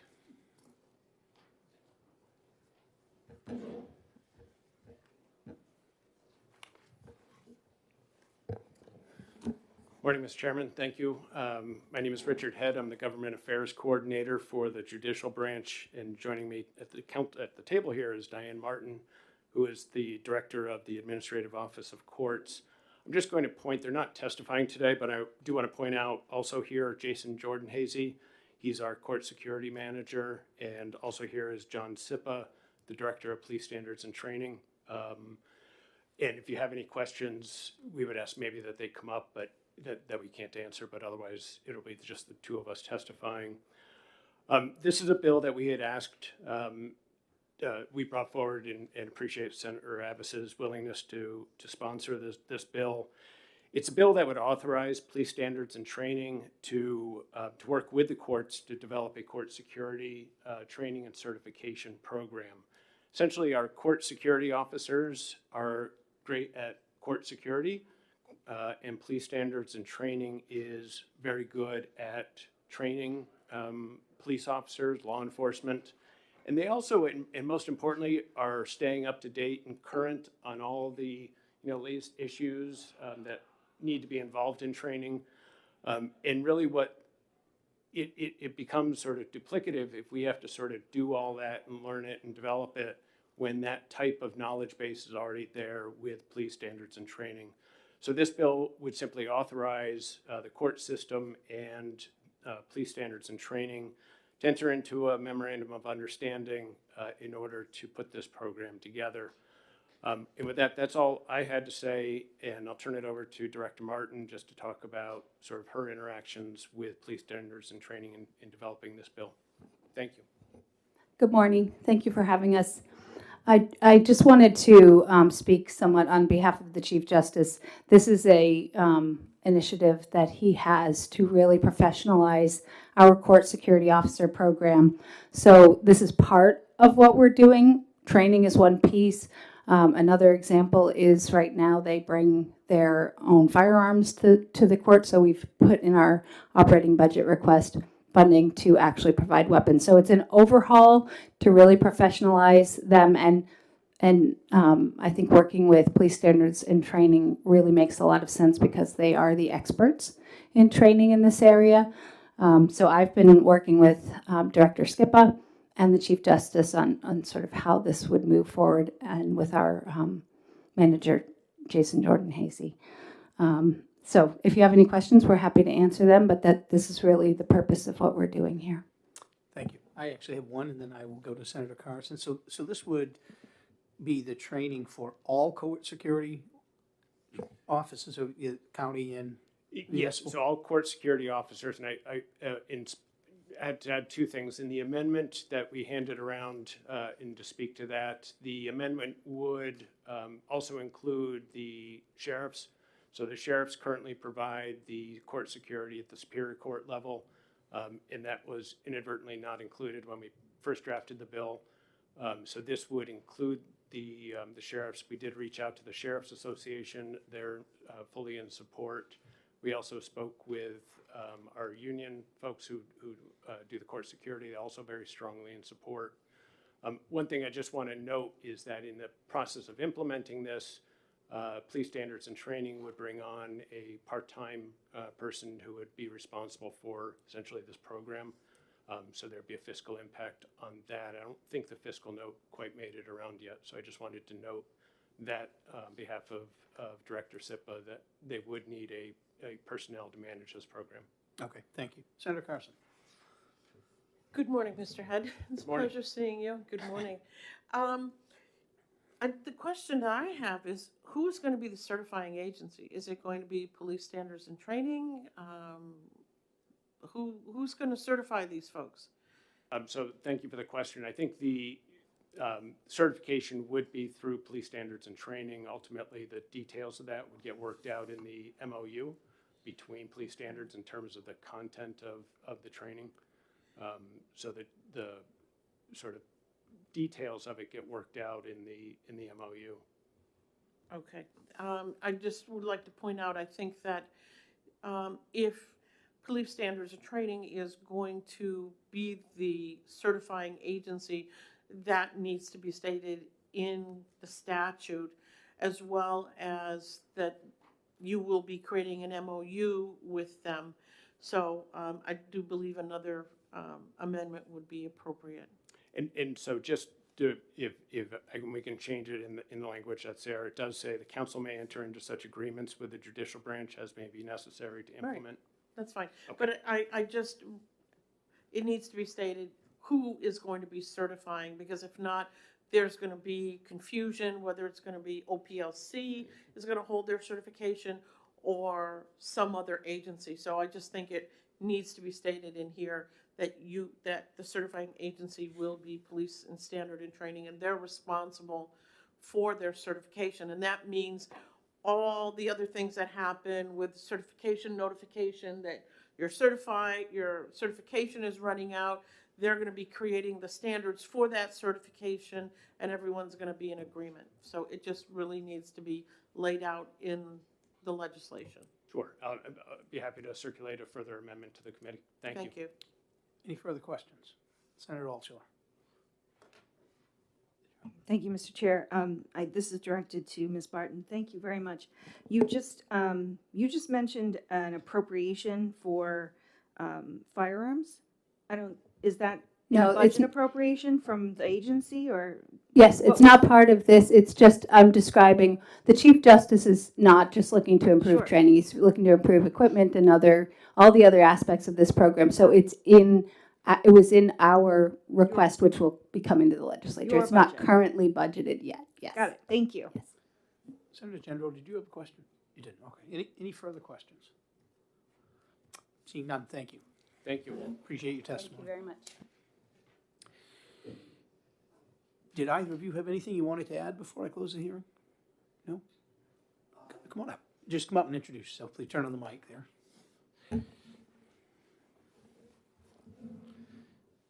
Good morning, Mr. Chair. Good morning, Senators.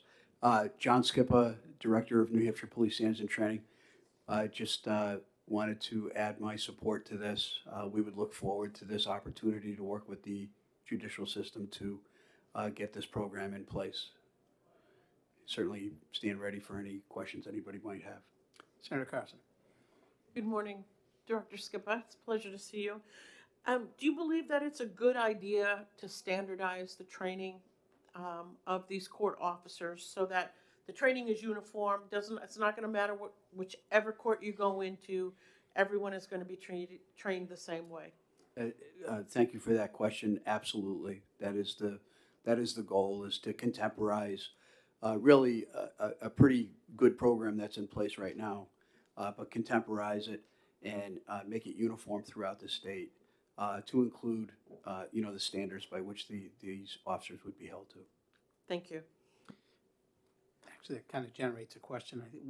So when they go into your program, will this be similar to the training that they have currently been receiving, or will there be more rigorous physical standards, more rigorous firearms training? What do you see would be the difference versus what they currently are getting?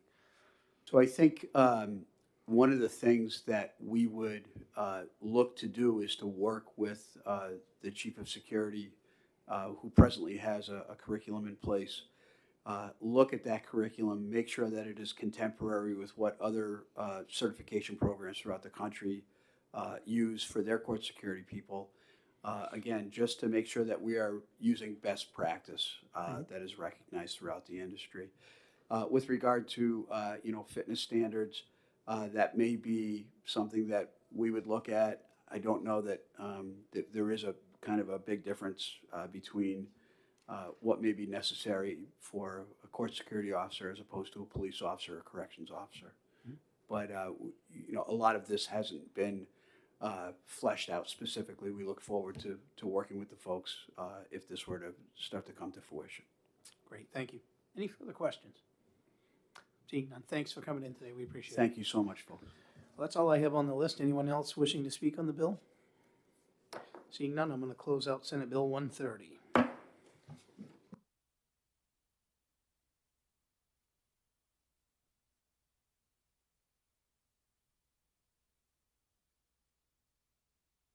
So we're going to do a 5-minute recess, and then we'll come back and do an exec session.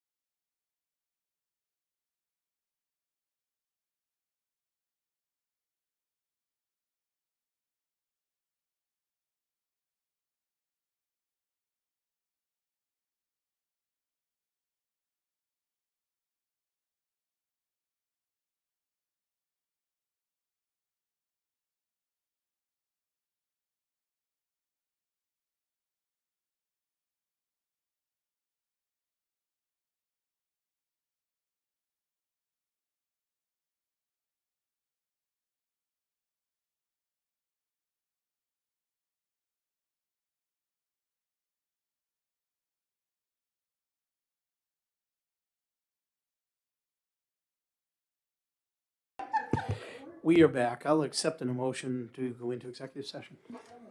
Second. Moved and seconded, all in favor? Aye.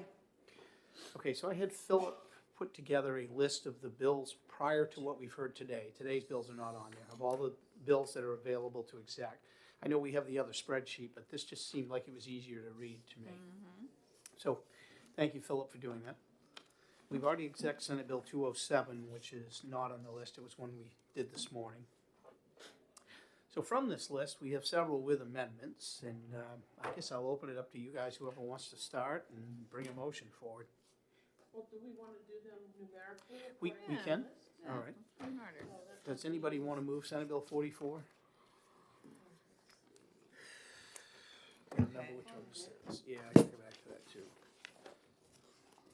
So on 44, I think the question was sort of this This was yesterday. continuity of care for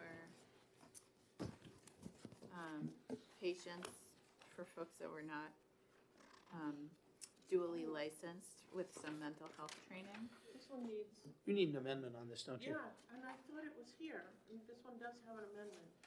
This- I don't know if it is, this is the one we are moving the, Yes. Yes, it is amendment number 0279S. so we have that? Yeah, it Okay. is. I do not have that. I do not have that. Okay. You don't have that? 027. That's the one you were working on, Philip. 94.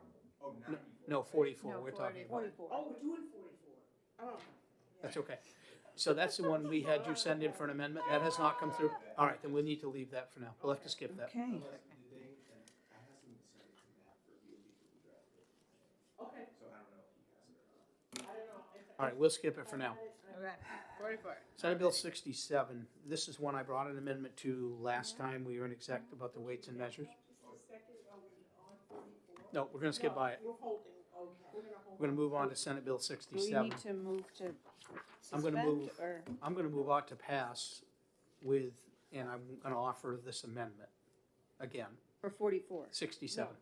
We're Are moving we on. closed? Oh, sorry. That's okay. Nope. Yes, I'm sorry, we're not in hearing. I just- Yeah, I'm so sorry. We need an amendment on. We're waiting for the 44. draft. It's not prepared, It's so a- we're now gonna move on to So 67. Senate Bill This 67, I'm week is gonna move, 18 days long, and we're That's all on right. day 17, so, okay. I'm gonna move on to pass 67. on Senate Bill 67, and I'm offering amendment 2023-0137S. Yeah, I was fine with this. Do we have a second? Second. Second, all right.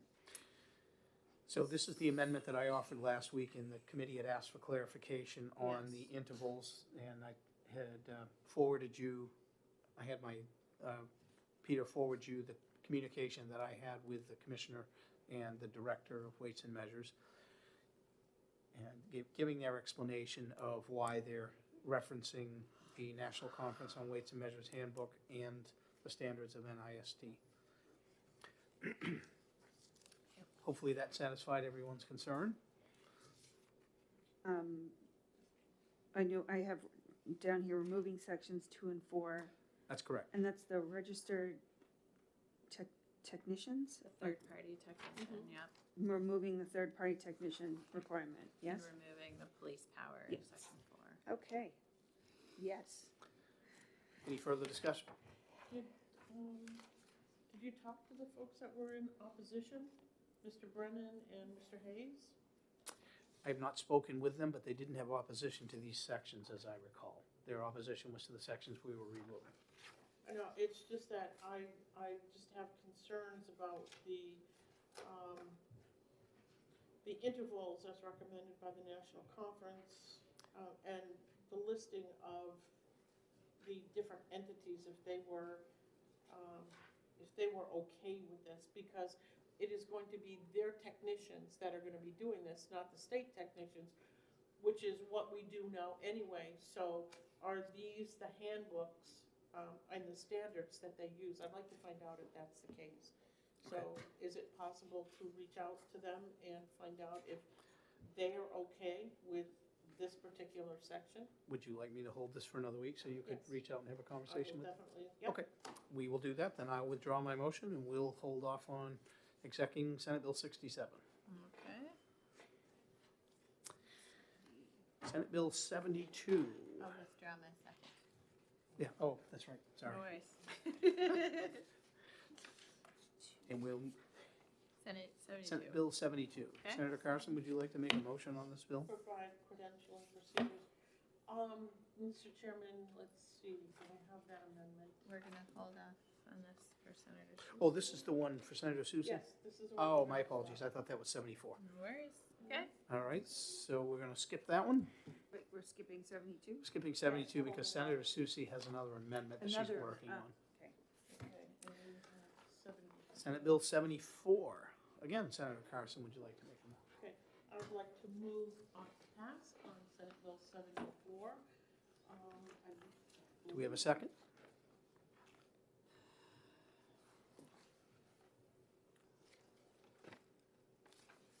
I will second for the sake of discussion. I just have a couple questions on this. Okay. Senator Carson, would you like to speak to your motion? Sure. This was a bill that was request Department of Administrative Services. It makes several changes to the statute, and they're just trying to update the statute. Okay. So, I think there was only one question that was raised. That was the question of part-time employees, because there was language in here that dealt with benefits, and the question was, well, part-time employees, but part-time employees usually do not get benefits. It's only the full-time employees. So, at least in my opinion, it did not apply to part-time employees. And don't forget, a lot of the part-time employees are retirees that have gone back to work for an agency, or they're seasonal workers. They'll work, like, and I think out at, like, the Seacoast, out at Hampton Beach, or the state parks out that way. They can only work a certain amount of time per week. So they could never be considered full-time employees. They already get their benefits through their retirement. So we're not talking about suspending their benefits because they don't really get any, so. Senator Perkins-Coker, did you have another question? I believe that Senator Altshuler asked that one, so I Yeah. just Oh, I'm don't sorry. know if Yeah. if that answered your question, because mine is separate. Well, I mean, the part-time is not able to utilize any sick leave according to this either, which, I don't know, I had a problem taking out any, sick leave. People get sick. And that, I would like that, I have that marked off as, taking that out in line 9, and also page 4, lines 14 through 16 Okay. is the move from, a full-time position, including temporary and seasonal, who complete a 12-month initial probationary period. I don't recall, after having read through this, I don't recall like having a conversation about why a probationary period be so long. Like probationary periods are usually 1 quarter at max, 3 months. And then, evaluations, and that 12 months seems exceptionally long. I can't answer that Yeah. question. I think that there might be, in some jobs, especially if you're working at a state park, where you're like a docent or something like that, you might have to go through a training period because of the information that you are going to be imparting to the public.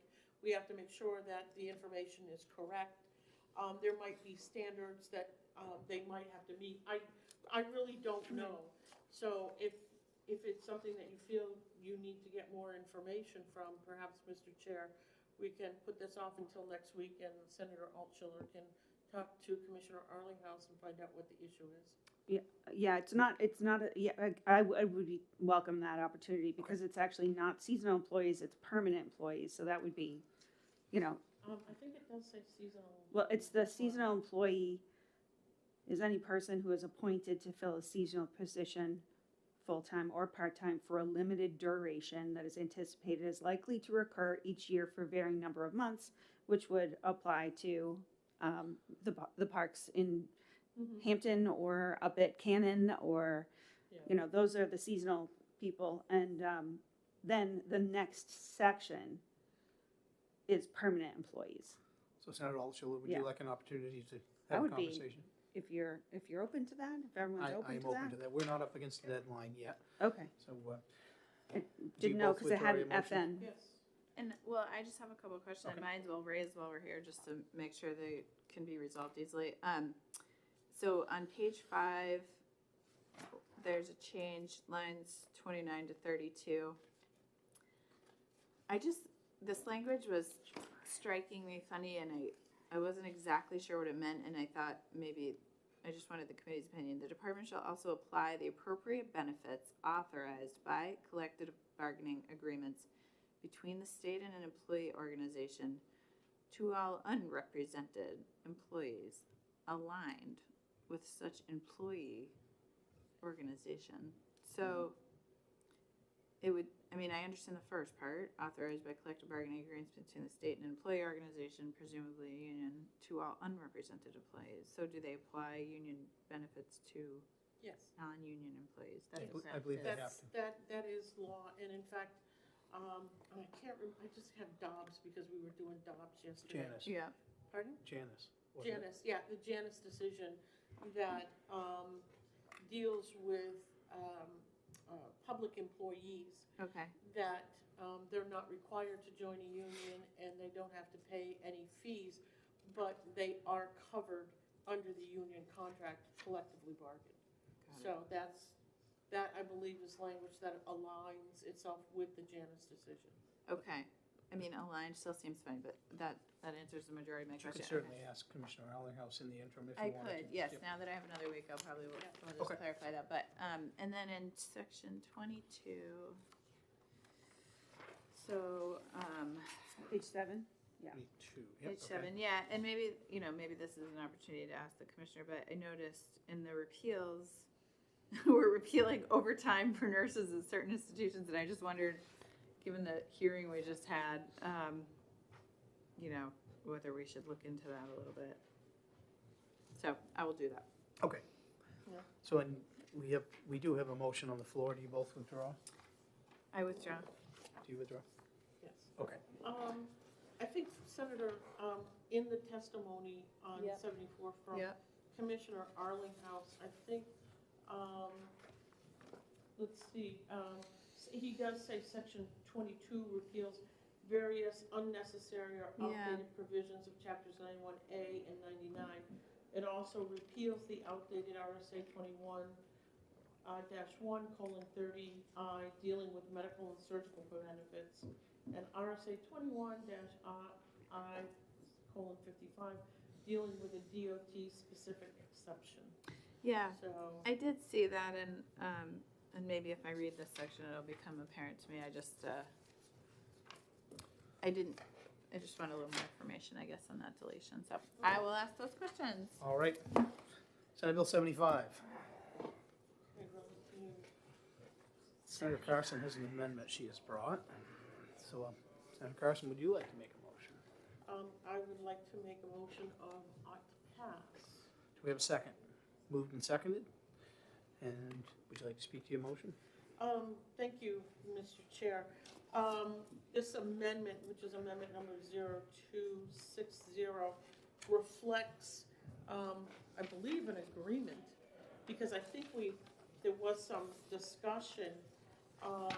We didn't get, at the first date of the public hearing, the Personnel Appeals Board was not here. Mhm. And it was recessed, and they came back in the following week, and they testified.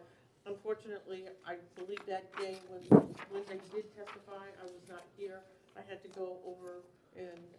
That was first thing yesterday morning. Yeah, I was over at, I forgot where the heck I was. Judiciary, maybe. I had 6 bills that I had yesterday. Oh my gosh, of I my have own, 5. so, Wow. Yeah. I'm not sure, I don't remember where I was. So I missed this, but I believe that this amendment reflects the discussions that we had in the testimony. So I could not begin to point to you where things are. All I know is this was the amendment that people came up with, and everyone seems to be in agreement. So, I think a lot of this looked internal. I just had a couple questions about deletions, which, I mean, it appears. So I went back to what was presented to us at the recessed hearing last week, which I think was a document that just kind of shows like the changes to the sections, and it looks like some conflicts of interest provisions were removed, and then a couple protections around employee termination. And so again, this is sort of largely internal, and I guess I'm still just a little unclear on the role of the Personnel Appeals Board. So it looks like this amendment completely replaces the bill. That's what I was trying to figure out. Yeah. Yeah. Okay. And so if this is, like state employees' ability to appeal their terminations, then, and I don't, let's see if I can find the right reference in the,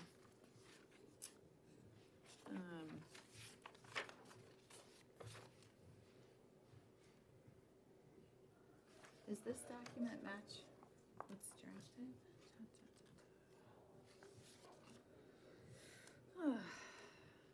Sorry guys, just trying to catch up with Senator Carson's amendment here.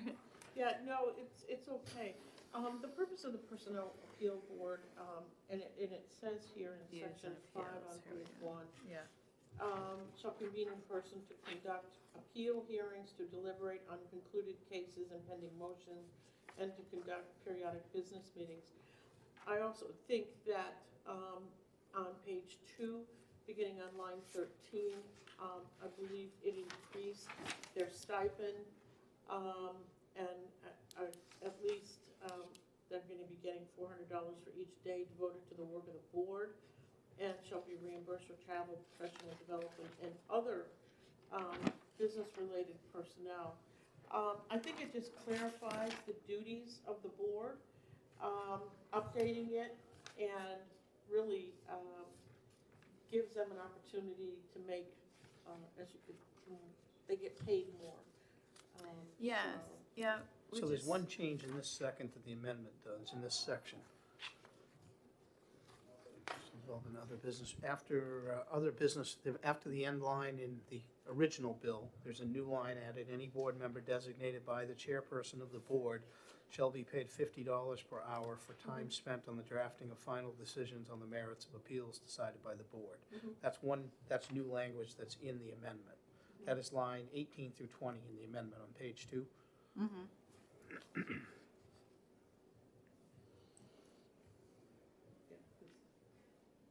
This came yesterday, and I think we were here we were late. I think it was after 5 o'clock before we finished. So. Yeah, so, I mean, my question is, it's language that would have been a part of statute previously, and the language that appears starting on page 3, line 24, reviews and appeals. So it's sections that have been removed. As the language continues onto the next page, it was previously sections 8 and 9. And so it's, for example, it reads, in probationary termination appeals, the board shall determine if the appellant proves by preponderance of the evidence that the termination was arbitrary, illegal, capricious, or made in bad faith. Allegations that the appellant does not know the reasons for appeal, and then it talks about in disciplinary appeals, the board shall determine if the appellant proves by preponderance of the evidence the disciplinary action was unlawful. So it seems to remove this kind of ability of the employee to establish this, and I guess I'm just not seeing where other standards for the decision are implemented. Because I have this. I don't know if you have it, and I think it's this is, I believe, what the amendment was done on. I believe it talks about the board, and in section 4, the new language is, the board shall meet as often as necessary to conduct its business, provided that no more than 30 days shall elapse between meetings or hearings. So it clarifies that. It strikes, they meet on a monthly basis, and unless the parties to any pending appeal in a given month assent to the board not holding a hearing that month. There's a, looks like a new section 7, subject to the availability of funds. The board may hire staff, purchase equipment, and lease appropriate premises as it deems necessary to carry out the business and functions of the board. All staff working on behalf of the board shall be classified employees and shall perform such duties for the board as the board may assign, including the following: preparing notices and other documents. This is a little extensive. Do you all have this? Yeah, that's what I'm looking at, but I did. What is that? This is 75 as introduced, but then the explanation for the amendment is here. It kind of looks like this. Okay, so, Mr. Chair. No, I do not have that. And it shows. Oh, wait. Nope. Or is it up here? What is this? Okay, Yeah. maybe- Oh, I've got two of them. Okay. I Yeah, I've got a actually have different, in my this one bill is, file. So it Yes. looks like people haven't had an opportunity to No. review this. So, Mr. Chair, can I make a recommendation that we hold off on this until next week? Would you So like to withdraw your motion? people will, I didn't think I made the motion. Who made the motion on this? Senate Bill 75? Did I do that? I think so. Okay, I withdraw my motion. I think And I- folks need time to look at this. I think you seconded for the purpose of discussion. or was Okay. that the last bill? No, I'll withdraw my Okay. second. Okay. So we'll hold off on that one. Is there any quick ones we can do? Because I know that, I know you need to leave. I don't know. I think the nurses, Senate Bill 94, no, I'm looking at 87. 94. just as the one we're everyone should moving have- now. Everyone should have had this. This is a question of, a reference was put in the wrong place, and I'm looking for this one. About child. Yeah, about Yes. child. What it does is, it removes, that whole first section. Right. And it takes the definition of child and puts it into 170E:25, and it just changes what is in the bill as filed as child means any person under 21 years of age, and then it adds or up to 22 years of age if the person is receiving special education or special education and related services as identified by the child school district. So it's just taking one section and adding it into another. Senator Altshuler, were you here yesterday for this hearing? was I here? For this hearing yesterday? Yes, I have notes on this, yeah. Okay. Do we want to move Yes. forward with this one? This is we came up with this during the hearing, that we Okay. should do this, Is there yeah. a hearing It's a good one. Because I don't have it. Okay. I wasn't here and I Okay. voted on Yeah. it, so I just No. want your opinion. Okay, Mr. Chairman, and I think it's helpful if we're going to exec that we have the hearing reports, because it gives the members time to review the testimony. And I think that's why I think we're kind of struggling today, because we don't have hearing reports in front of us that we can refer back to testimony. So, If you'd like to hold off, we can, or if Yeah, everybody's in agreement they want the bill, we can move forward. What is the pleasure of the committee? I can go either way. I'm comfortable with the bill with the amendment, myself. 94? Yes. Yeah, I'm comfortable with it. I mean, the amendment is All right. is very targeted to exactly what I have, Then I'll I accept would the all, motion. an orange here, move this over here, insert page 1. Senator Gendro's made a Yeah. motion about to pass. Do we have a second? well, we're making a motion on the bill, and then we'll do the. Then we'll do the amendment. Yep. Okay, I will second it. All right, moved and seconded. And Senator Gendro, do you want to speak to your motion, or would you defer to Senator Carson? Which I, Yeah, this deals with, this came from the department, and it has to do with childcare, licensing of childcare institutions and agencies.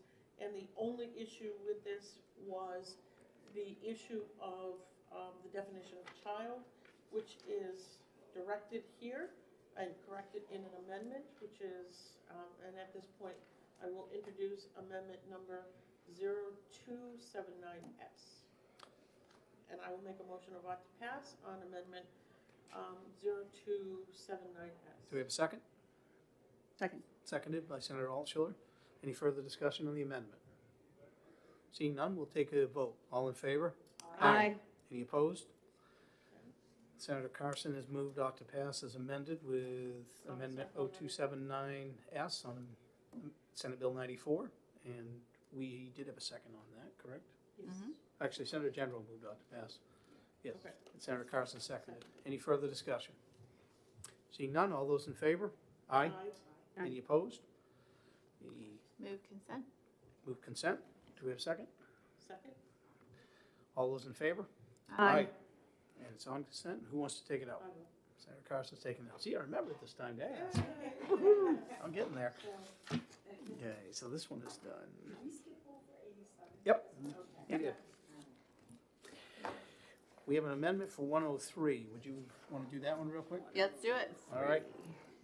Okay. Would you like to make a motion? I move ought to pass on SB 103. Do we have a second? Second. Moved and seconded. I recognize you to speak. I would like to introduce Amendment 0281S. This changes the bill from naming a holiday, which is not having a lot of success in the House, to a kickoff of our semi-quincentennial celebration. Nice. Beginning with this. I'm just going to Day. applaud you for getting that word out. Yeah, that is amazing. It's my victory for the day. All right, do we have a second on the amendment? Second. Moved and seconded. Any further discussion on the amendment? Seeing none, all those in favor? Aye. Any opposed? And Senator Perkins Quokka has moved Senate Bill 103 OTP-A with Amendment 0281S. Any further discussion on that? Just a question, Rebecca, what was the struggle in the House? They This have to, seems like such a no-brainer, but. yeah, they often kill them. Oh, she hasn't been there. You just said that out loud. But I'm not being recorded, so it's the House. It's they do. They have a couple things that they don't like, and one of the things is they don't like naming days. So it doesn't matter. It could be, it was the day your God, I don't care who he is or she is, comes here and says hi to everybody, and we want to commemorate the day. It's not. No, we're not doing that. I think I'll move to a vote before Senator Carson makes any more disparaging remarks about the body on the other side of the wall. Oh, come on now. We can do that now. Oh, we can? That, Oh, look, all right. it comes from it's not disparaging remarks, it's experience. All right, any further discussion? Seeing none, all in favor? Aye. Any opposed? Okay. I move consent. Do we have a second on consent? Second. All in favor? Aye. Senator Perkins Quokka, would you like to take this on? I would. Although it's on consent, I don't know that we really have to, do we? I guess it's just in case. You just have to approve the blurb. Yeah. Because they approve it, Oh, and if gotcha. for whatever reason someone decides to pull it Right. off, they're responsible for the floor marks. Do we have any other bills that anybody wants to move before we head out? I would move 206 OTP. 206. Yes. That's what I did yesterday. I know, it feels like 3 years ago, but it I know. was just yesterday. It's awful. Every day is a year. Okay. It is.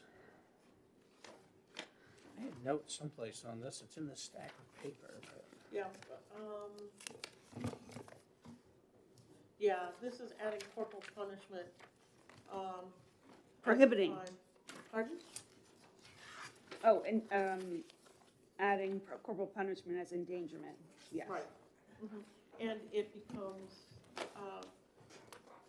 they have to be mandatory reporters.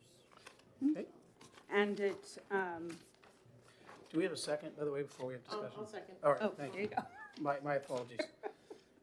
I will tell you, speaking to this, the Children's Oversight Commission has worked diligently in protecting children. And this was an issue that I believe was discussed at one of our commission meetings, was brought to our attention that corporal punishment was occurring in daycare centers. And it brought forward a situation, and I just remembered it, where a child was in a daycare center and not properly supervised, and the child went outside and ended up hanging herself because of her her scarf got caught in a tree limb and she couldn't free herself.